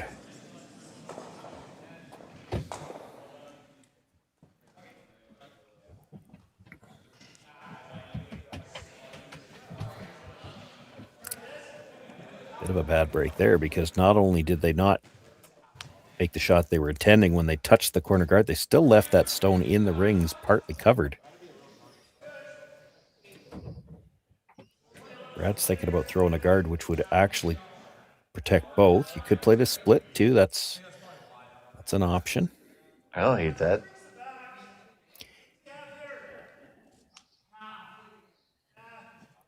Could make a play to the back one too if you want to keep the blank alive. You don't have to kill it, but you make the play to it. Then you're either going to have your chance for 2 or probably McDonald has to kill it.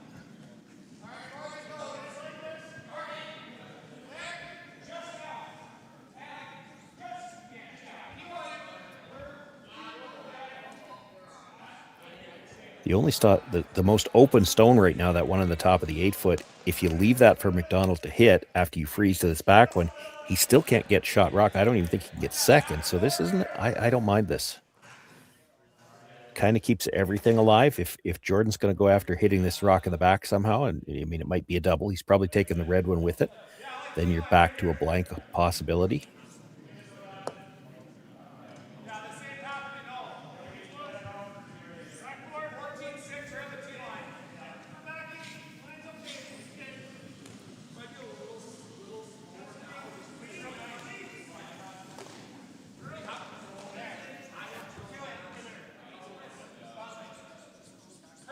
Swinging this one around the outside, and it's going to come on down to that back one.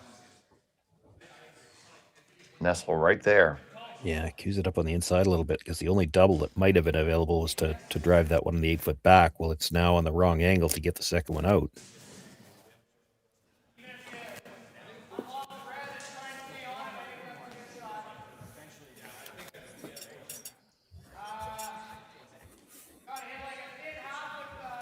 Do have the slash in the other two, but you would lose the shooter most likely. Yeah. She's actually going to try coming off the one in the 8-foot, have the shooter come into that stone that was just thrown. You're still going to move the back one, might kill it. But he has to break the existing freeze. That red one back there's not really helping you right now.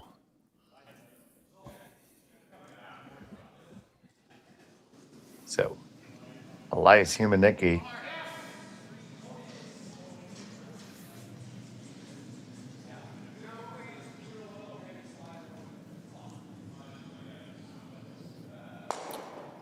that's way off the mark.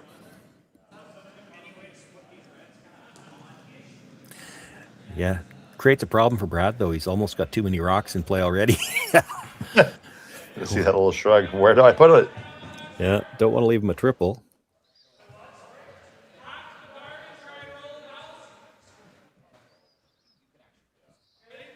The split on that stone in the 8-foot still might be the best option. Well, he's looking at getting the guard out of the way and getting another one into the rings. That's great if you make it. That's a tough shot.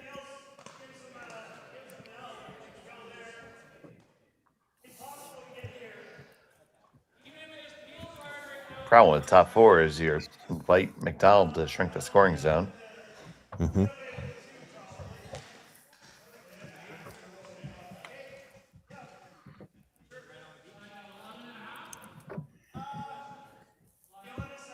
Looks like they settled on the peel. It's I not know. going to be a peel. It's like a split. He wants to get the shooter into the rings.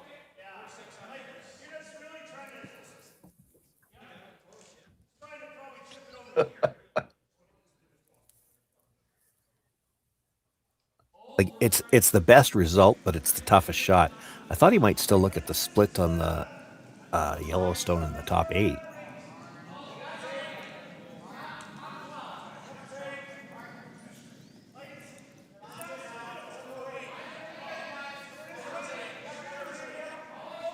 Calling for a tap weight here. Yeah, playing the split. Would love to get the shooter into the rings, even if it's just a corner guard on, I guess, probably the wider one at this point in time. You don't want to stay too close to the center line.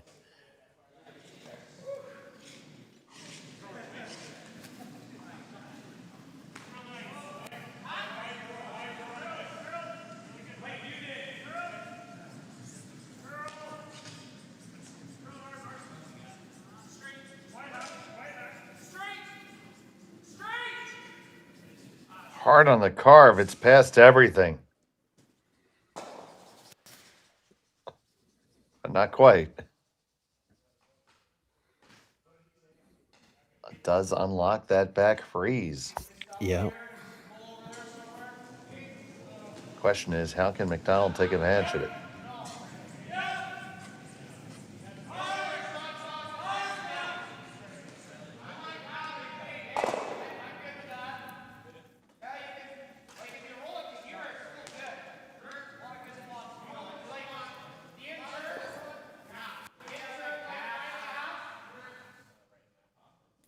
Not looking for the double here. He doesn't need to move the second yellow one now. Before he was planning to move it just because he needed to break the freeze. The freeze is already broken. Kind of wants to roll cornered in front of that Yellowstone if he could. Yep, on top of it. Gauthier with the delivery here in the 7th. Olsen trying to hold it there. Gets it. How far it will walk? Not too far. Just about sauntered.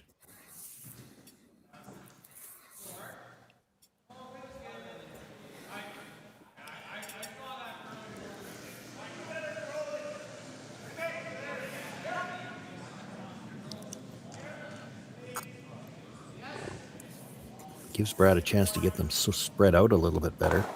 He can make the short angle run and roll all the way across the other side. I don't think he wants, I mean, he's signaling the other side, but I don't think he ever wants to be under the guard here.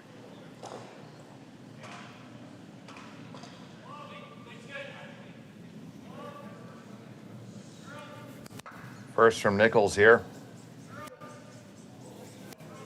Botcher on the carve.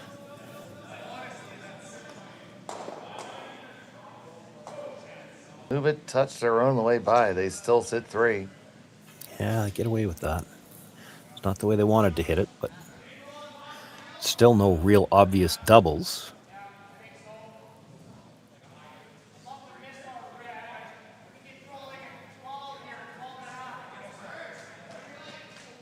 At some point, McDonald's got to consider drawing his way out of it. Which is scary. Yeah, no, I'm not sure that he does. Like, the hit and roll is still a good option here. And you do always have slash doubles. Like, you give up 2 is not the end of the world. Give up 3 or 4 is really bad. There is a double, a slash double right now, but you lose your shooter, and then Gushue gets a chance to come around, so 3's not really gone yet. You get the hit and roll under. You probably, even though you only kill 1, you probably eliminate 2 if you get the roll under here.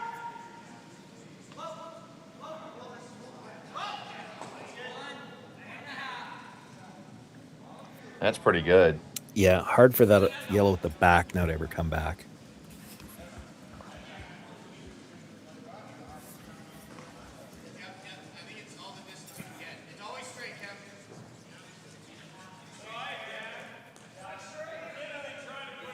Think about digging it out.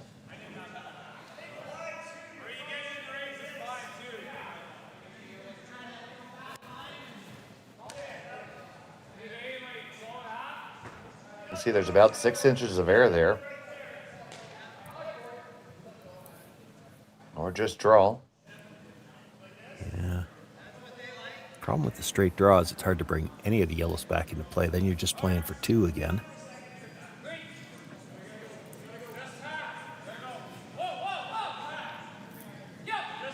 And they're going to go have a mound visit.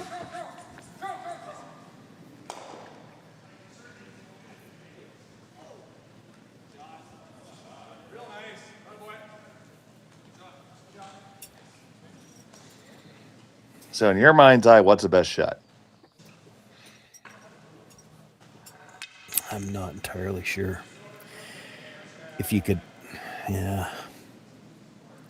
I don't love the top stone where it is right now. I wish they would have played a split on it earlier. You could still now, although I'm not sure you get shot rock, but you could be buried, sit 2, 3, and 4, and that stone at the back starts to look pretty lonely.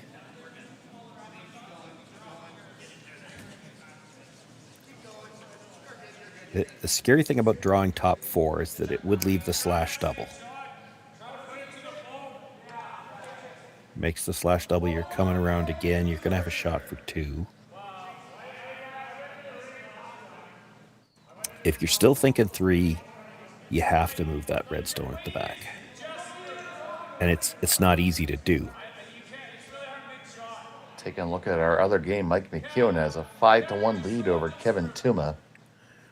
Playing the 7th end, Tuma has a hammer.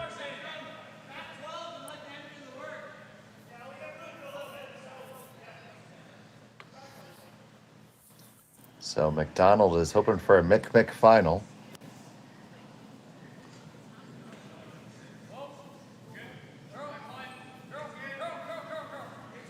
Wonder if that comes with fries.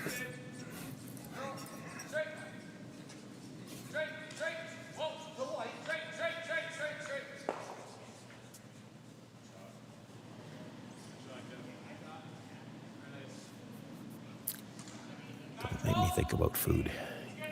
It was not nearly enough lunch. And if we go to an extra end here, there's not going to be a long turnaround for the next one either.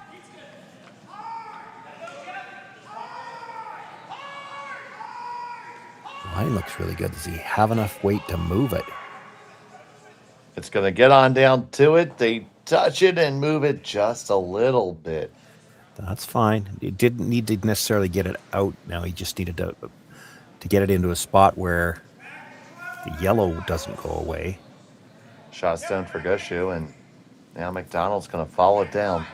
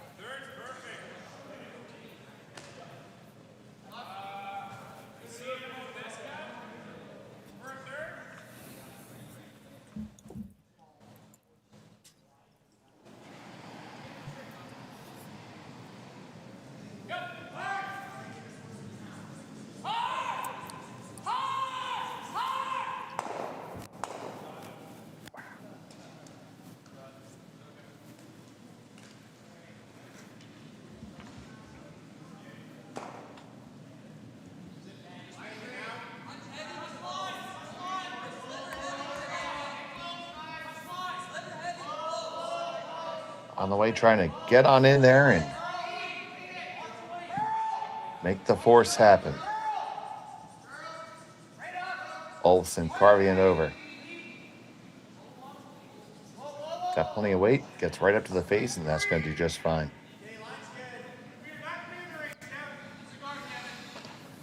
Did move it probably a little more than they wanted to, though. Yeah. I have to think Brad's looking at the angle. I know Mark is. You don't have to play it now. I mean, you could draw. If you could get the draw to the inside of that red stone, it's still there on the last one. It's just we saw the last two. Neither one of them threatened to cross. If you could freeze right there, then the yellow angle is still there for... Well, if you could make it as a freeze, the last shot's there for 3.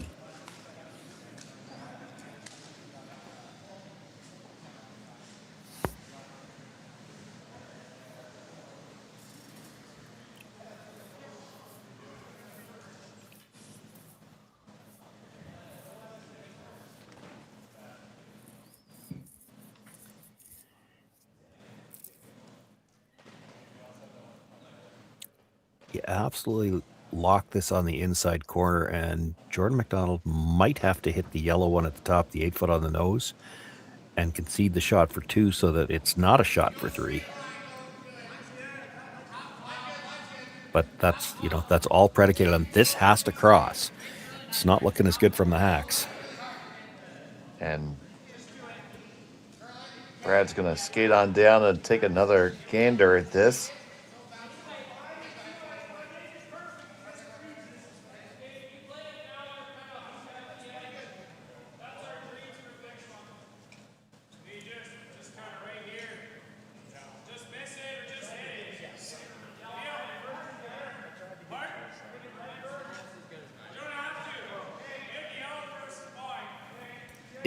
I'm not sure he's looking at the run. I think he's thinking he can get there through the port.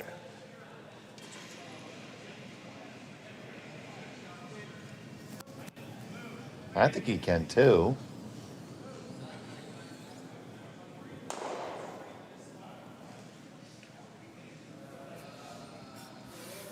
Boy, there's no plan B off any kind of rub here. And, you rub that yellow one, you probably take away the shot you'd have had with your last one.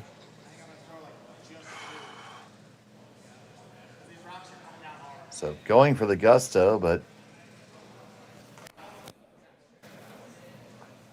frankly, with Brad's resume, he can go for any shot he wants.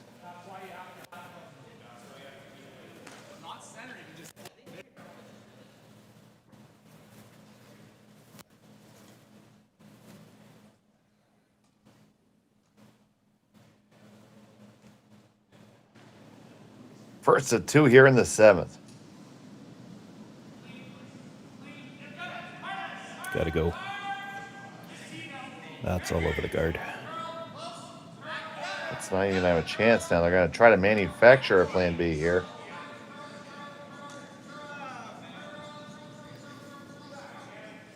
Never had the weight either. Oh, that's just a full miss there.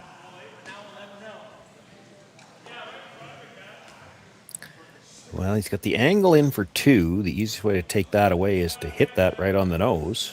Right, take it. Yeah, take out the yellow.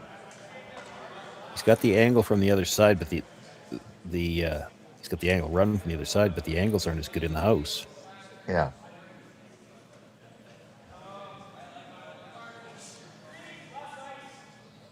Yeah, I'm with your first instinct, Sean. Just he's going to take away that one that's just playing it.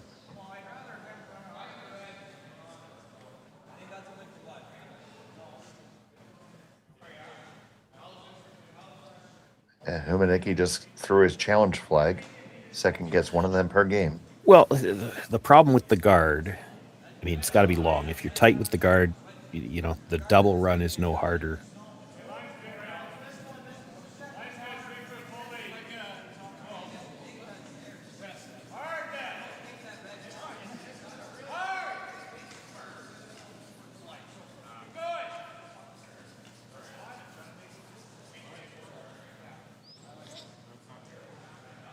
Not going to think about hitting it. He's going to play the guard, which is fine. You dare not be too tight on this and angle it to make it easier.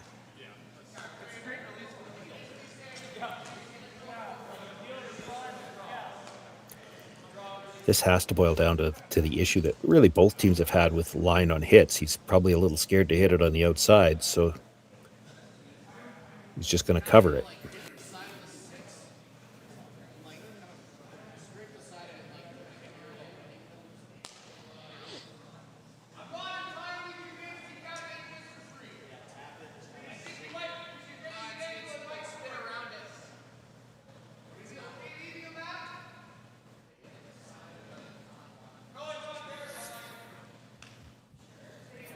McDonald. Not sure what that option was that they were looking at. Yeah. I think he's just trying to envision it.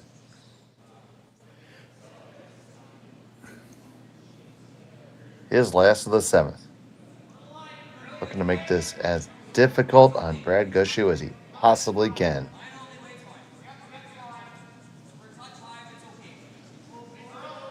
It's all about the line here.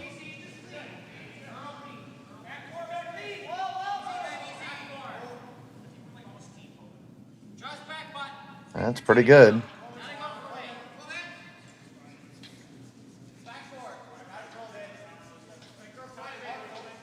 So it's going to be the other run, but as we said, it's not the best angle. Yeah, the angle's not as good on the other one. I think you could make a case that the double run might be no harder. Anyway, might be easier. It's close to a nose hit now.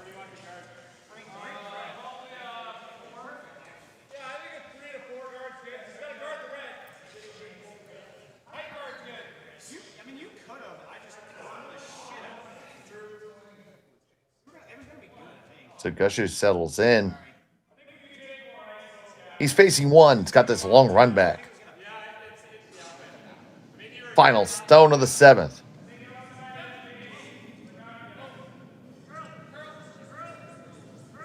On this one to curl. This one's outside again. Gets up and over the top, and it's another steal of one for Jordon McDonald. They'll take a 2-stone lead into the 8th. Back from Martensville in just a moment. Who knew after 20 years in real estate I'd have to make silly videos for Instagram and come out behind a tree? Stu, we need to do this stuff. Why can't I just door knock into open houses like I did in the old days? That doesn't work anymore. Okay, so it's because I'm sitting here behind a tree. Come use us for real estate.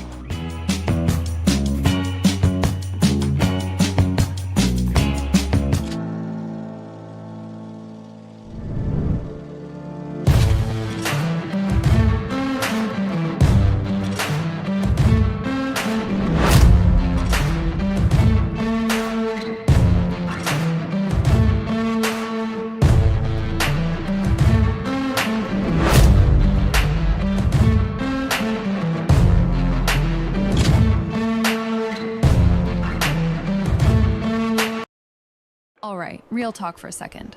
If your snack situation hasn't changed in years, maybe it's time for an upgrade. The Chocolate Lab makes legit chocolate that's worth paying attention to. That's it. Back to whatever you were doing.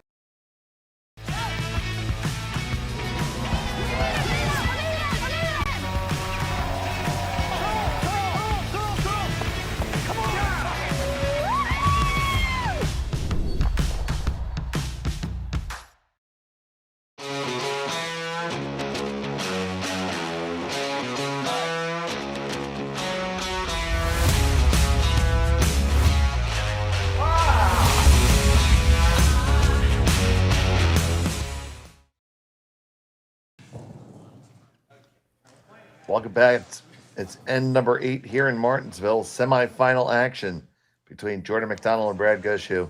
Steal 1 for McDonald and end number 7, Sean.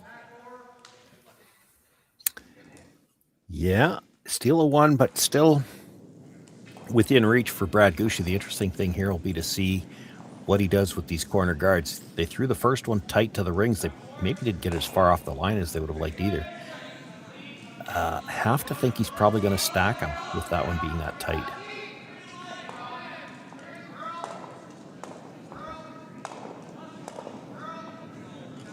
Been back and forth. Both teams have had their opportunities, and McDonald's just got a better end of it by a little bit.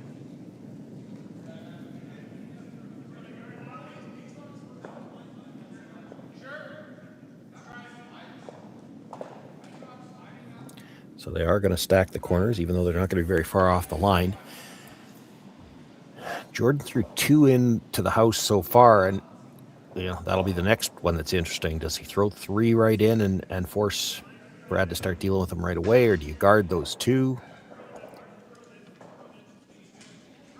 Not because you definitely need to protect them, but because you need to make it tough for Brad to deal with them. Want to get this one a little bit further off the line than this. Here's the last bit of finish. You see, that's been a characteristic of the Stones here this weekend. They really corkscrew in hard at the end. You see the call. He's coming right in, trying to tap this again.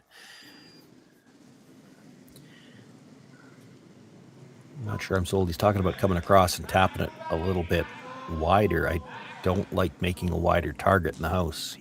Ideally, when you're coming in on these, you're trying to leave everything in a straight line. I saw the finger up from Gushue, indicating it's a bit heavy. Yeah, you didn't want to chip it and roll to the corner, so now they're going to take it right through. That's probably just fine, really. Well, it's better than hanging around in the back 12, for sure. Better than splitting the one at the top, too. You start making a wall. That's just what Brad wants.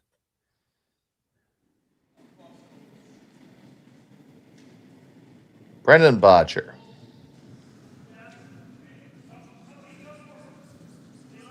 Joined this team after skipping Team Alberta.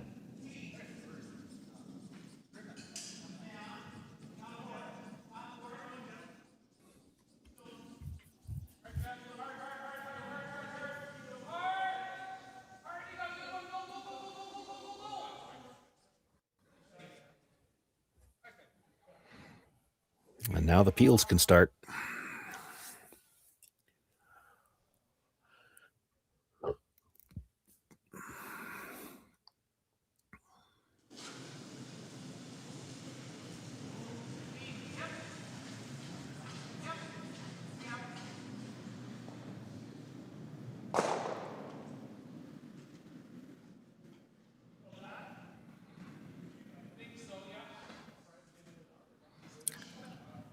I expect it's... Okay, where are we at? Seconds last stone. I would think guard, peel, guard, peel. Then you might think about looping around.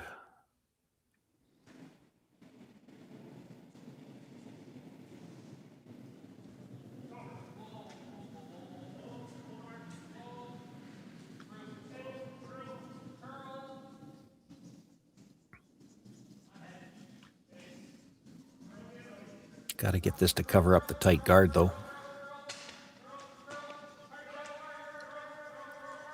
They do get it over. Do they get it over far enough? Yes, because any attempt to peel from that side's going into something red. He doesn't want to do that.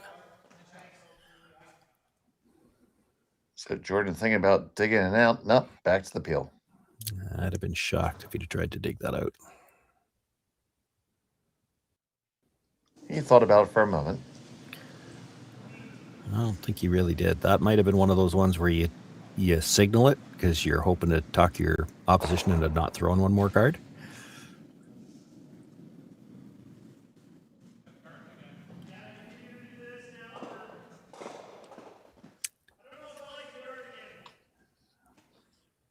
Maybe he just did. Well, he might have. And I mean, there's a case for it anyway. You're on third's first stone here, and you'd like to score 3. You can't afford to leave a double. And So Mark Nichols is going to come on down and talk about this.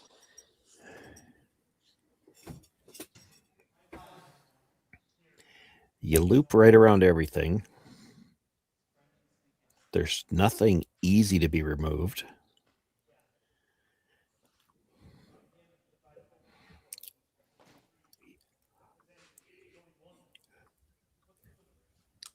You freeze your own, they're trying the run back. If they miss it, you're going to have to guard. Which is fine. And as I talk about, I'll talk about just briefly something that we haven't talked about all weekend, but bears mentioning. Brad Gushue, of course, has announced that this is his final season of competitive curling, and man, what a career it's been. 2 Olympic medals, 6 Brier titles, a world title, 15-time Grand Slam winner. What a showing by Brad.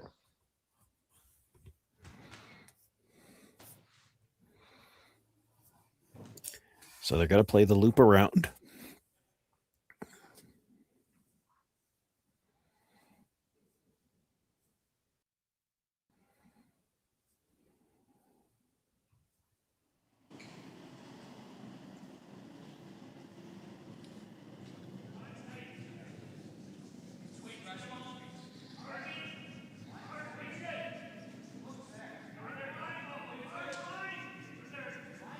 Scariest part of this is you make it really good. Jordon McDonald might try the run back to get all three of them.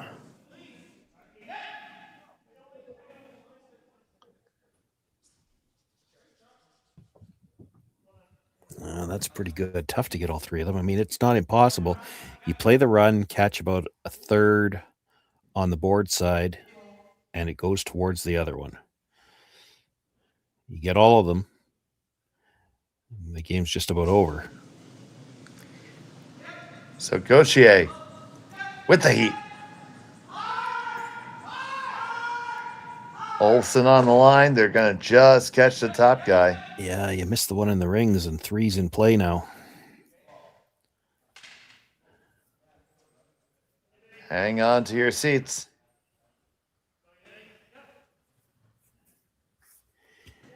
Play the double right now, you could.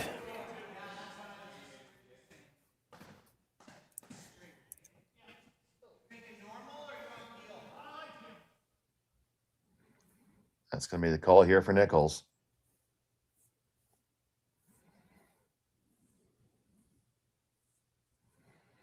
Even if you're sliver high side, jam the first one and roll your shooter behind cover is probably not bad.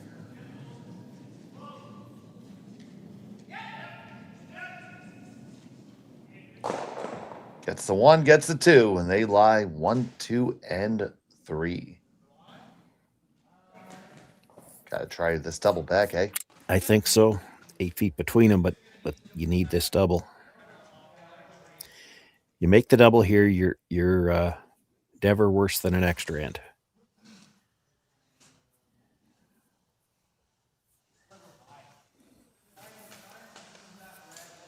So Gauthier lining it up.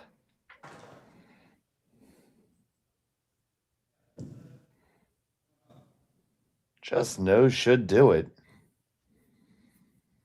You see them taking the ice right in the middle of the stone.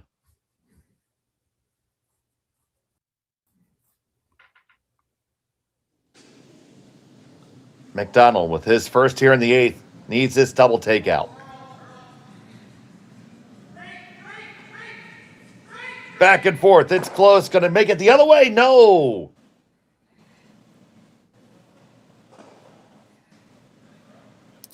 Well, now if you're Brad, you come around and you know that Jordan's playing probably the other double. It's a slash double. But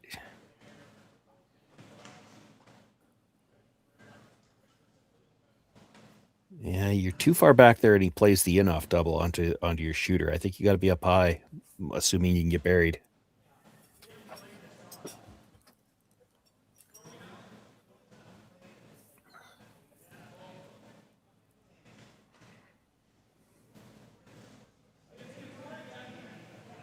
We've been back and forth in this game, and Gushue putting up a good stand here. Even is fine. You want to force him, if he's going to play a double, you want to force him to play the slash that's in the house right now. Because if he doesn't make contact with the second rock, you're drawing for the win. Even if he does, he's rolling out, you're drawing for the tie. You don't want to leave him another double by putting this either too high, half open, where he can play the double across, something that's a little bit more natural. Yeah, because that slash is tough. Not easy. Yeah, it's tough. My God, we had the same thought at the same time. Scary.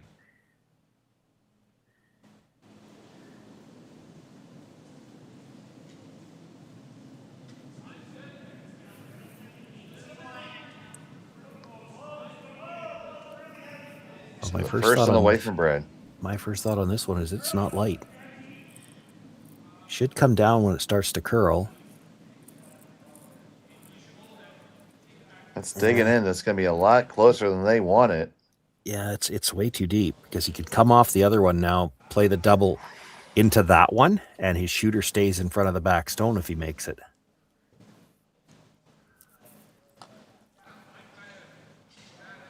So McDonald must make a double here.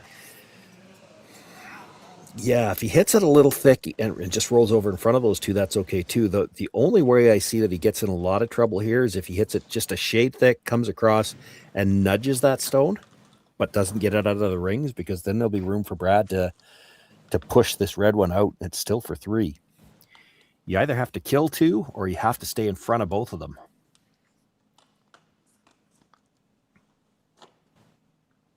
Some drama here brewing in Martensville. Last stone for Jordon McDonald. Numanicki picks this up right out of his hand. Got to hold it on to it. Get the one across the way. Yes, you make it. And you roll up under cover to boot. Jordon McDonald. Let's see that again.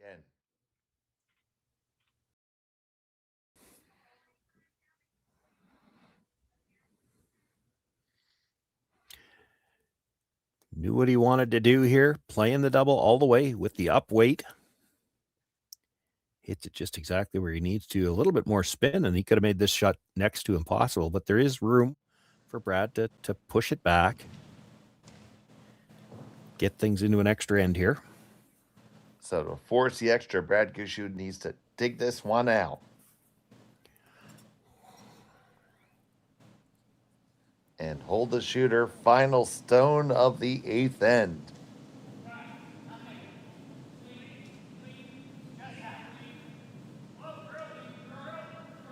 To stay in the game. Nichols on the carve. Can they push it over? Back and forth. It's pretty close. And they make it. And we will have bonus curling again here in Martensville. Back in a moment on Curling Stadium.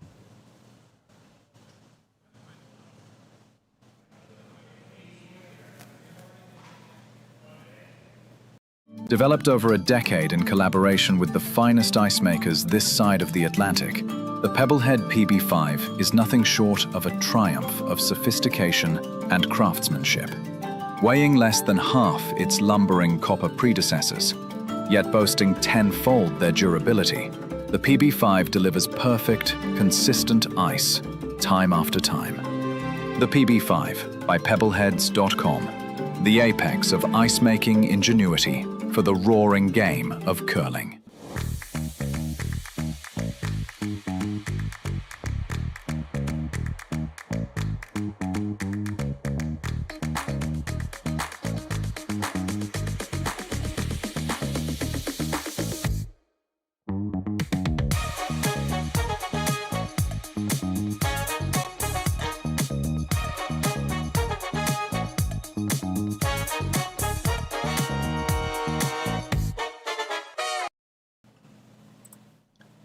Welcome back. 9th end. It's all tied up here. It's extra end time. Jordon McDonald's going to have the hammer here in Martensville. It's the semifinals. Looks like both teams are taking a brief nature break here. So, update you is Mike McEwen taking the win over Those other guys, Kevin Timu. Kevin Tuma, yes, their opponents. And they are awaiting the winner of this game. Take a look at all the folks watching here at Martensville. And they're watching that other tournament too. I know I am, so I don't blame them one little bit. I have hardly watched any of it so far. It doesn't help that a couple of the games seem to want to be happening in the middle of the night. Definitely maybe a bit of a vampire, that's for sure.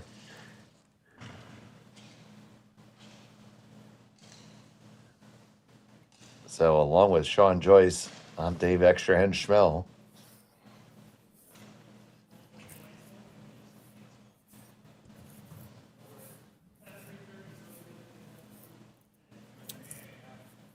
So you have to figure here as we start this extra, and Brad's certainly going to throw a center guard on the first one.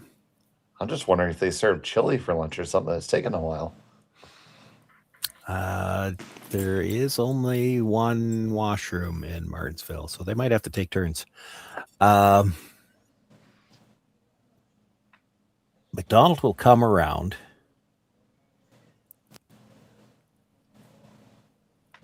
You do see this increasingly nowadays. Depending on how good the first come around is made, Brad might throw the freeze, knowing that if he throws the guard on the fifth stone of the end, he's still going to be in the same spot after 5. It's just that McDonald will only be sitting 1. There's only 1 that he's going to have to deal with later on. It's the tricky spot about this when you get into a spot where you have to steal like an extra end. You can throw your double centers right away, but if the other team makes their 2 shots really good, they've got 2 frozen at the top of the forefoot. You have to deal with those stones before you really get into a steal position. If it takes you 2 shots to get those moved, both your guards are gone by then. All right, so we got Botcher out. We got Nichols out.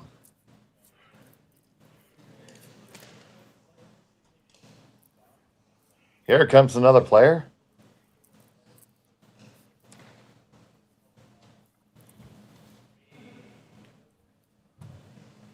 We're still short of J-Mac. One we're waiting for is the one who has to throw. Waiting for the one who has to throw and the opponent skip.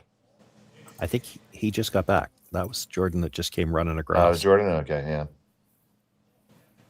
That's right. Himnicki has the red toque.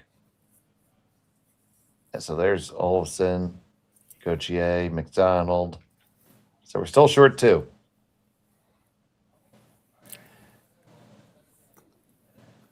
Jordan used the last of the toilet paper, so now we have to wait. And we see we're not short 2. See, they were hiding one there. Oh, there it is. And I see a couple 6s of beer there on the warm room side. I wonder what they're serving on draft here at Martensville.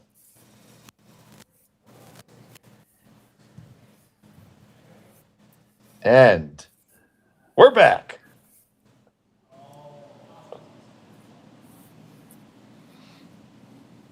After washing his hands for sure. Opening stone of the extra.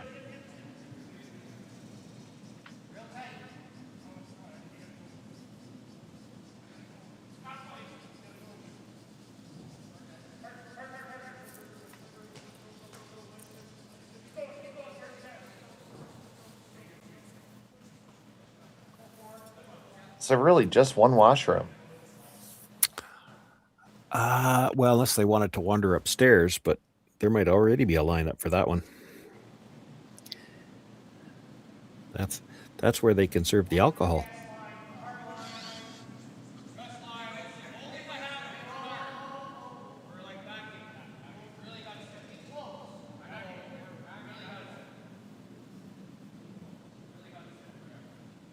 Boy, you don't want to be behind the tee line here. This makes anything deep just makes the decision easier for Gushue. He can throw the second guard right away. That's where if you get that to the top of the forefoot, it actually puts a little bit more pressure on Gushue. If he ignores it, throws the second guard, you make the second draw to the top of the forefoot. He's got a lot of work to do, even just to open up room to score behind those guards. Now you're only going to have one buried top 4. Brad will take his chances. Get the second guard here, nice and long. Can't peel it yet, but you want to make these where it's tough to play the double peel later.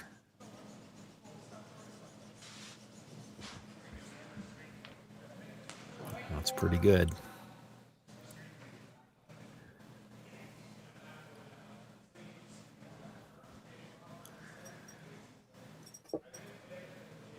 Need to make a good one here. And then, the pressure really, a lot of times in this situation, comes down to that 5th stone of the end. Brendan Botcher's first attempt to come around, he's got to make a good one because the guards start disappearing after that.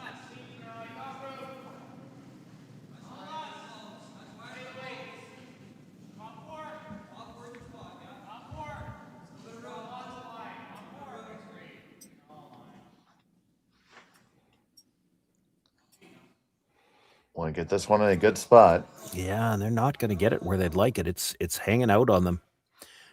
They'll get a good piece of the top 4, but there's room for Brad to get to the inside of that. This is definitely your chance to make, like I said, you make a good one here. The peels start happening, but if you got a rock in a good position with this first one, you know you're always going to have something with your last one to try to set up the steal.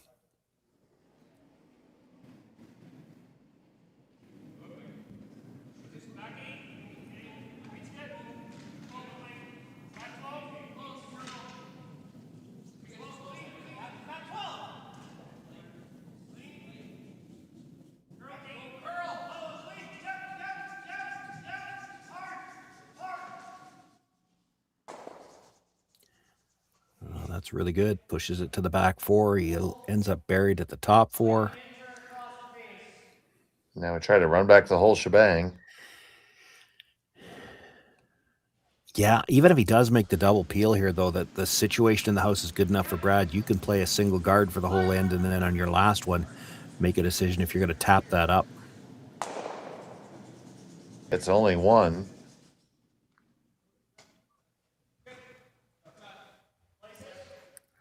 Long guard for a while now.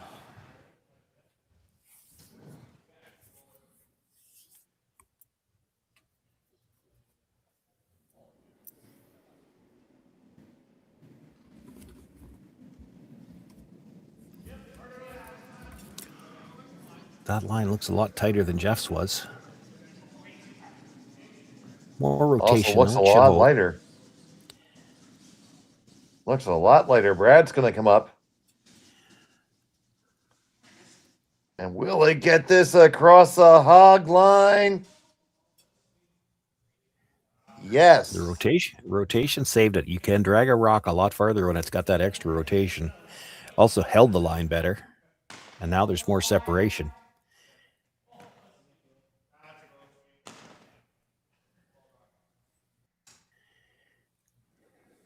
So maximum separation here.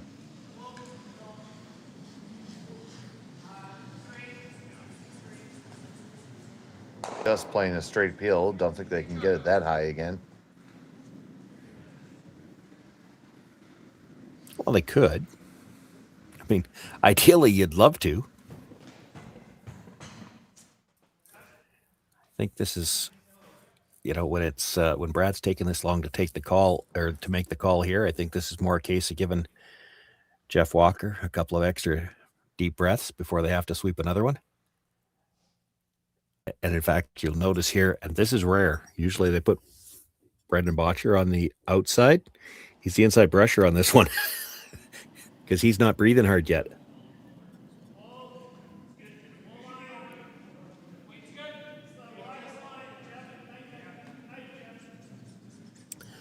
A little more line early, but this has got less rotation than Brendan's too. It should curl a little farther.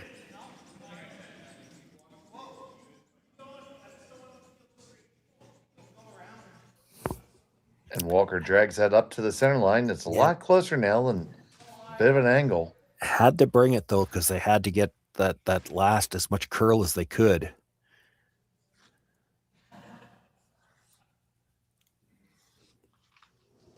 Gushue. Right out of his hand. Olsen hits it. They get 1 and 2 moving. Field out, move it off to the side. Does kind of block the draw path, likely on the intern side.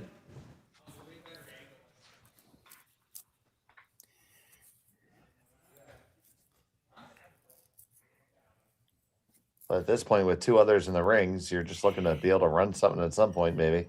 Yeah, maybe. You're going to play single guards here, and then you have to make a decision. Are you playing straight peel, or are you playing it for the run back? Because you keep trying run backs, and if you just miss it and leave another rock in the way, you might not have much to shoot at with the last one. Like right now, if you straight peel it well, if you leave that rock exposed, yeah, you can go after it now. Yeah, you got to go after it all day.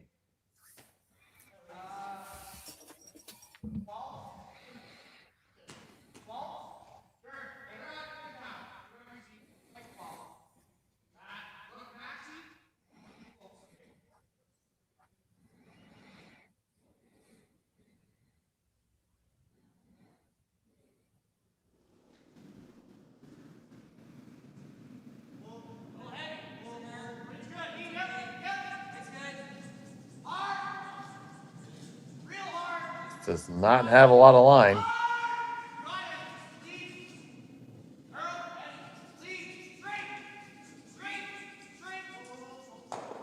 Gets there, gets a hit. Little flop off to the side. Well executed shot.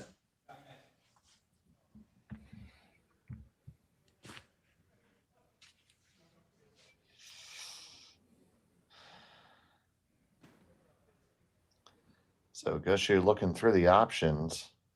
Yeah, and all they are is the straight draw around the two guards, or the tap that he's looking at and try to leave a pocket at the back of the forefoot.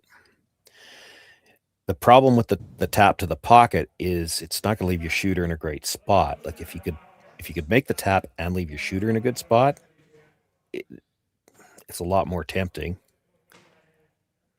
Brendan's the way Brendan's looking at doing it's probably a better result. Like you get that rock on the top of the forefoot, get behind cover, and start to leave a pocket on the other side. Do you ever have the gumption to throw another guard? No, because the peel is just too easy, and you might need to sit just because of way things are sitting right now. You come around, you know Jordan's going to peel the guard, might play a double peel, and you should have some kind of shot to sit two.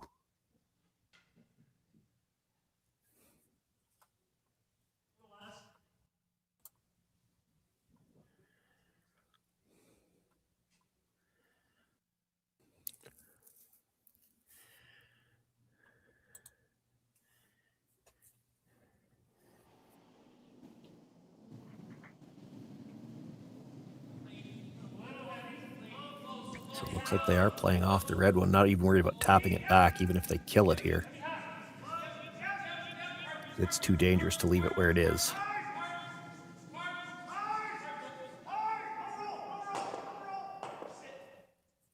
They clip it, they roll, and they are shot stone.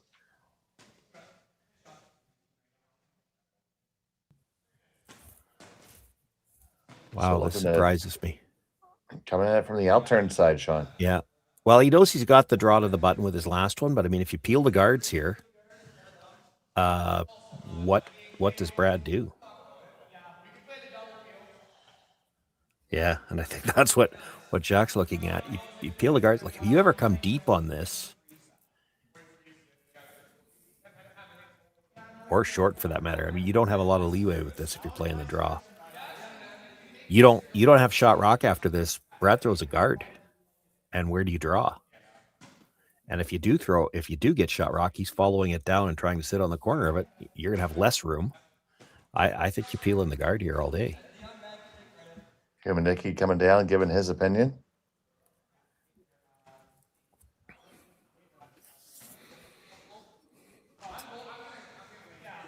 And then Brad's got to make a decision. Where do you put the next rock?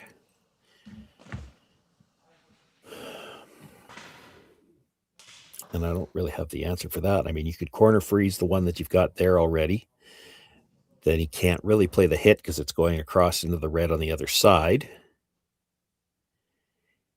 You could draw split center, half in the forefoot, and put it where you can't really hit either rock on the nose to score. So here's McDonald on the peel. He makes it. They clear it. Nothing but net.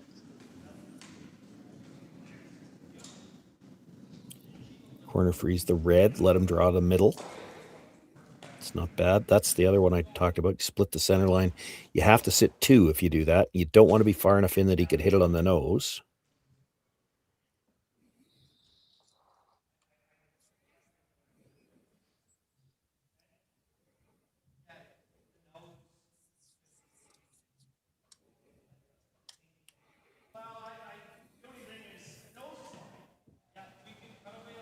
Yeah, there's probably a case to be made for that. If you're going to play to the red one, maybe just hit it rather than try to make a perfect freeze. I mean, if you hit it, you're sitting two. He can't hit either one of them on the nose.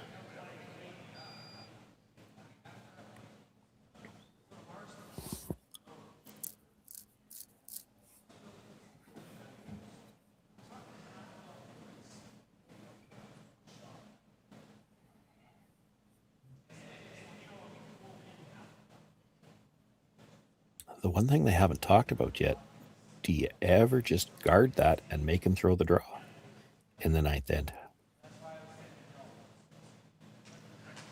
It's been a minute since he's thrown one. Yeah.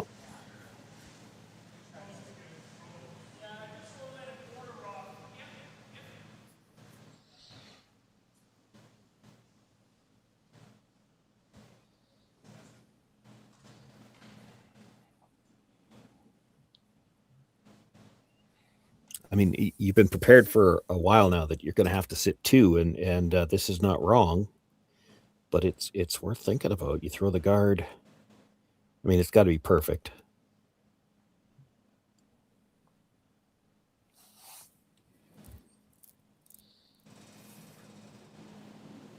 Final stone for Brad Gushue.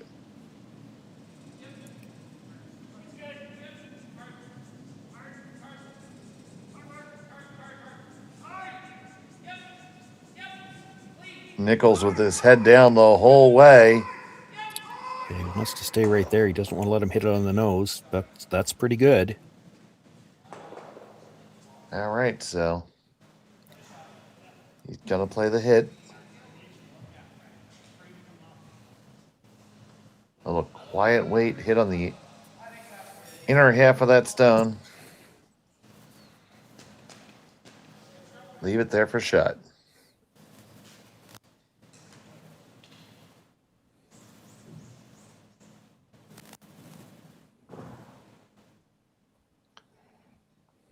Jordon McDonald facing 2 here. Tied up with the hammer in the extra. Make this one for the game.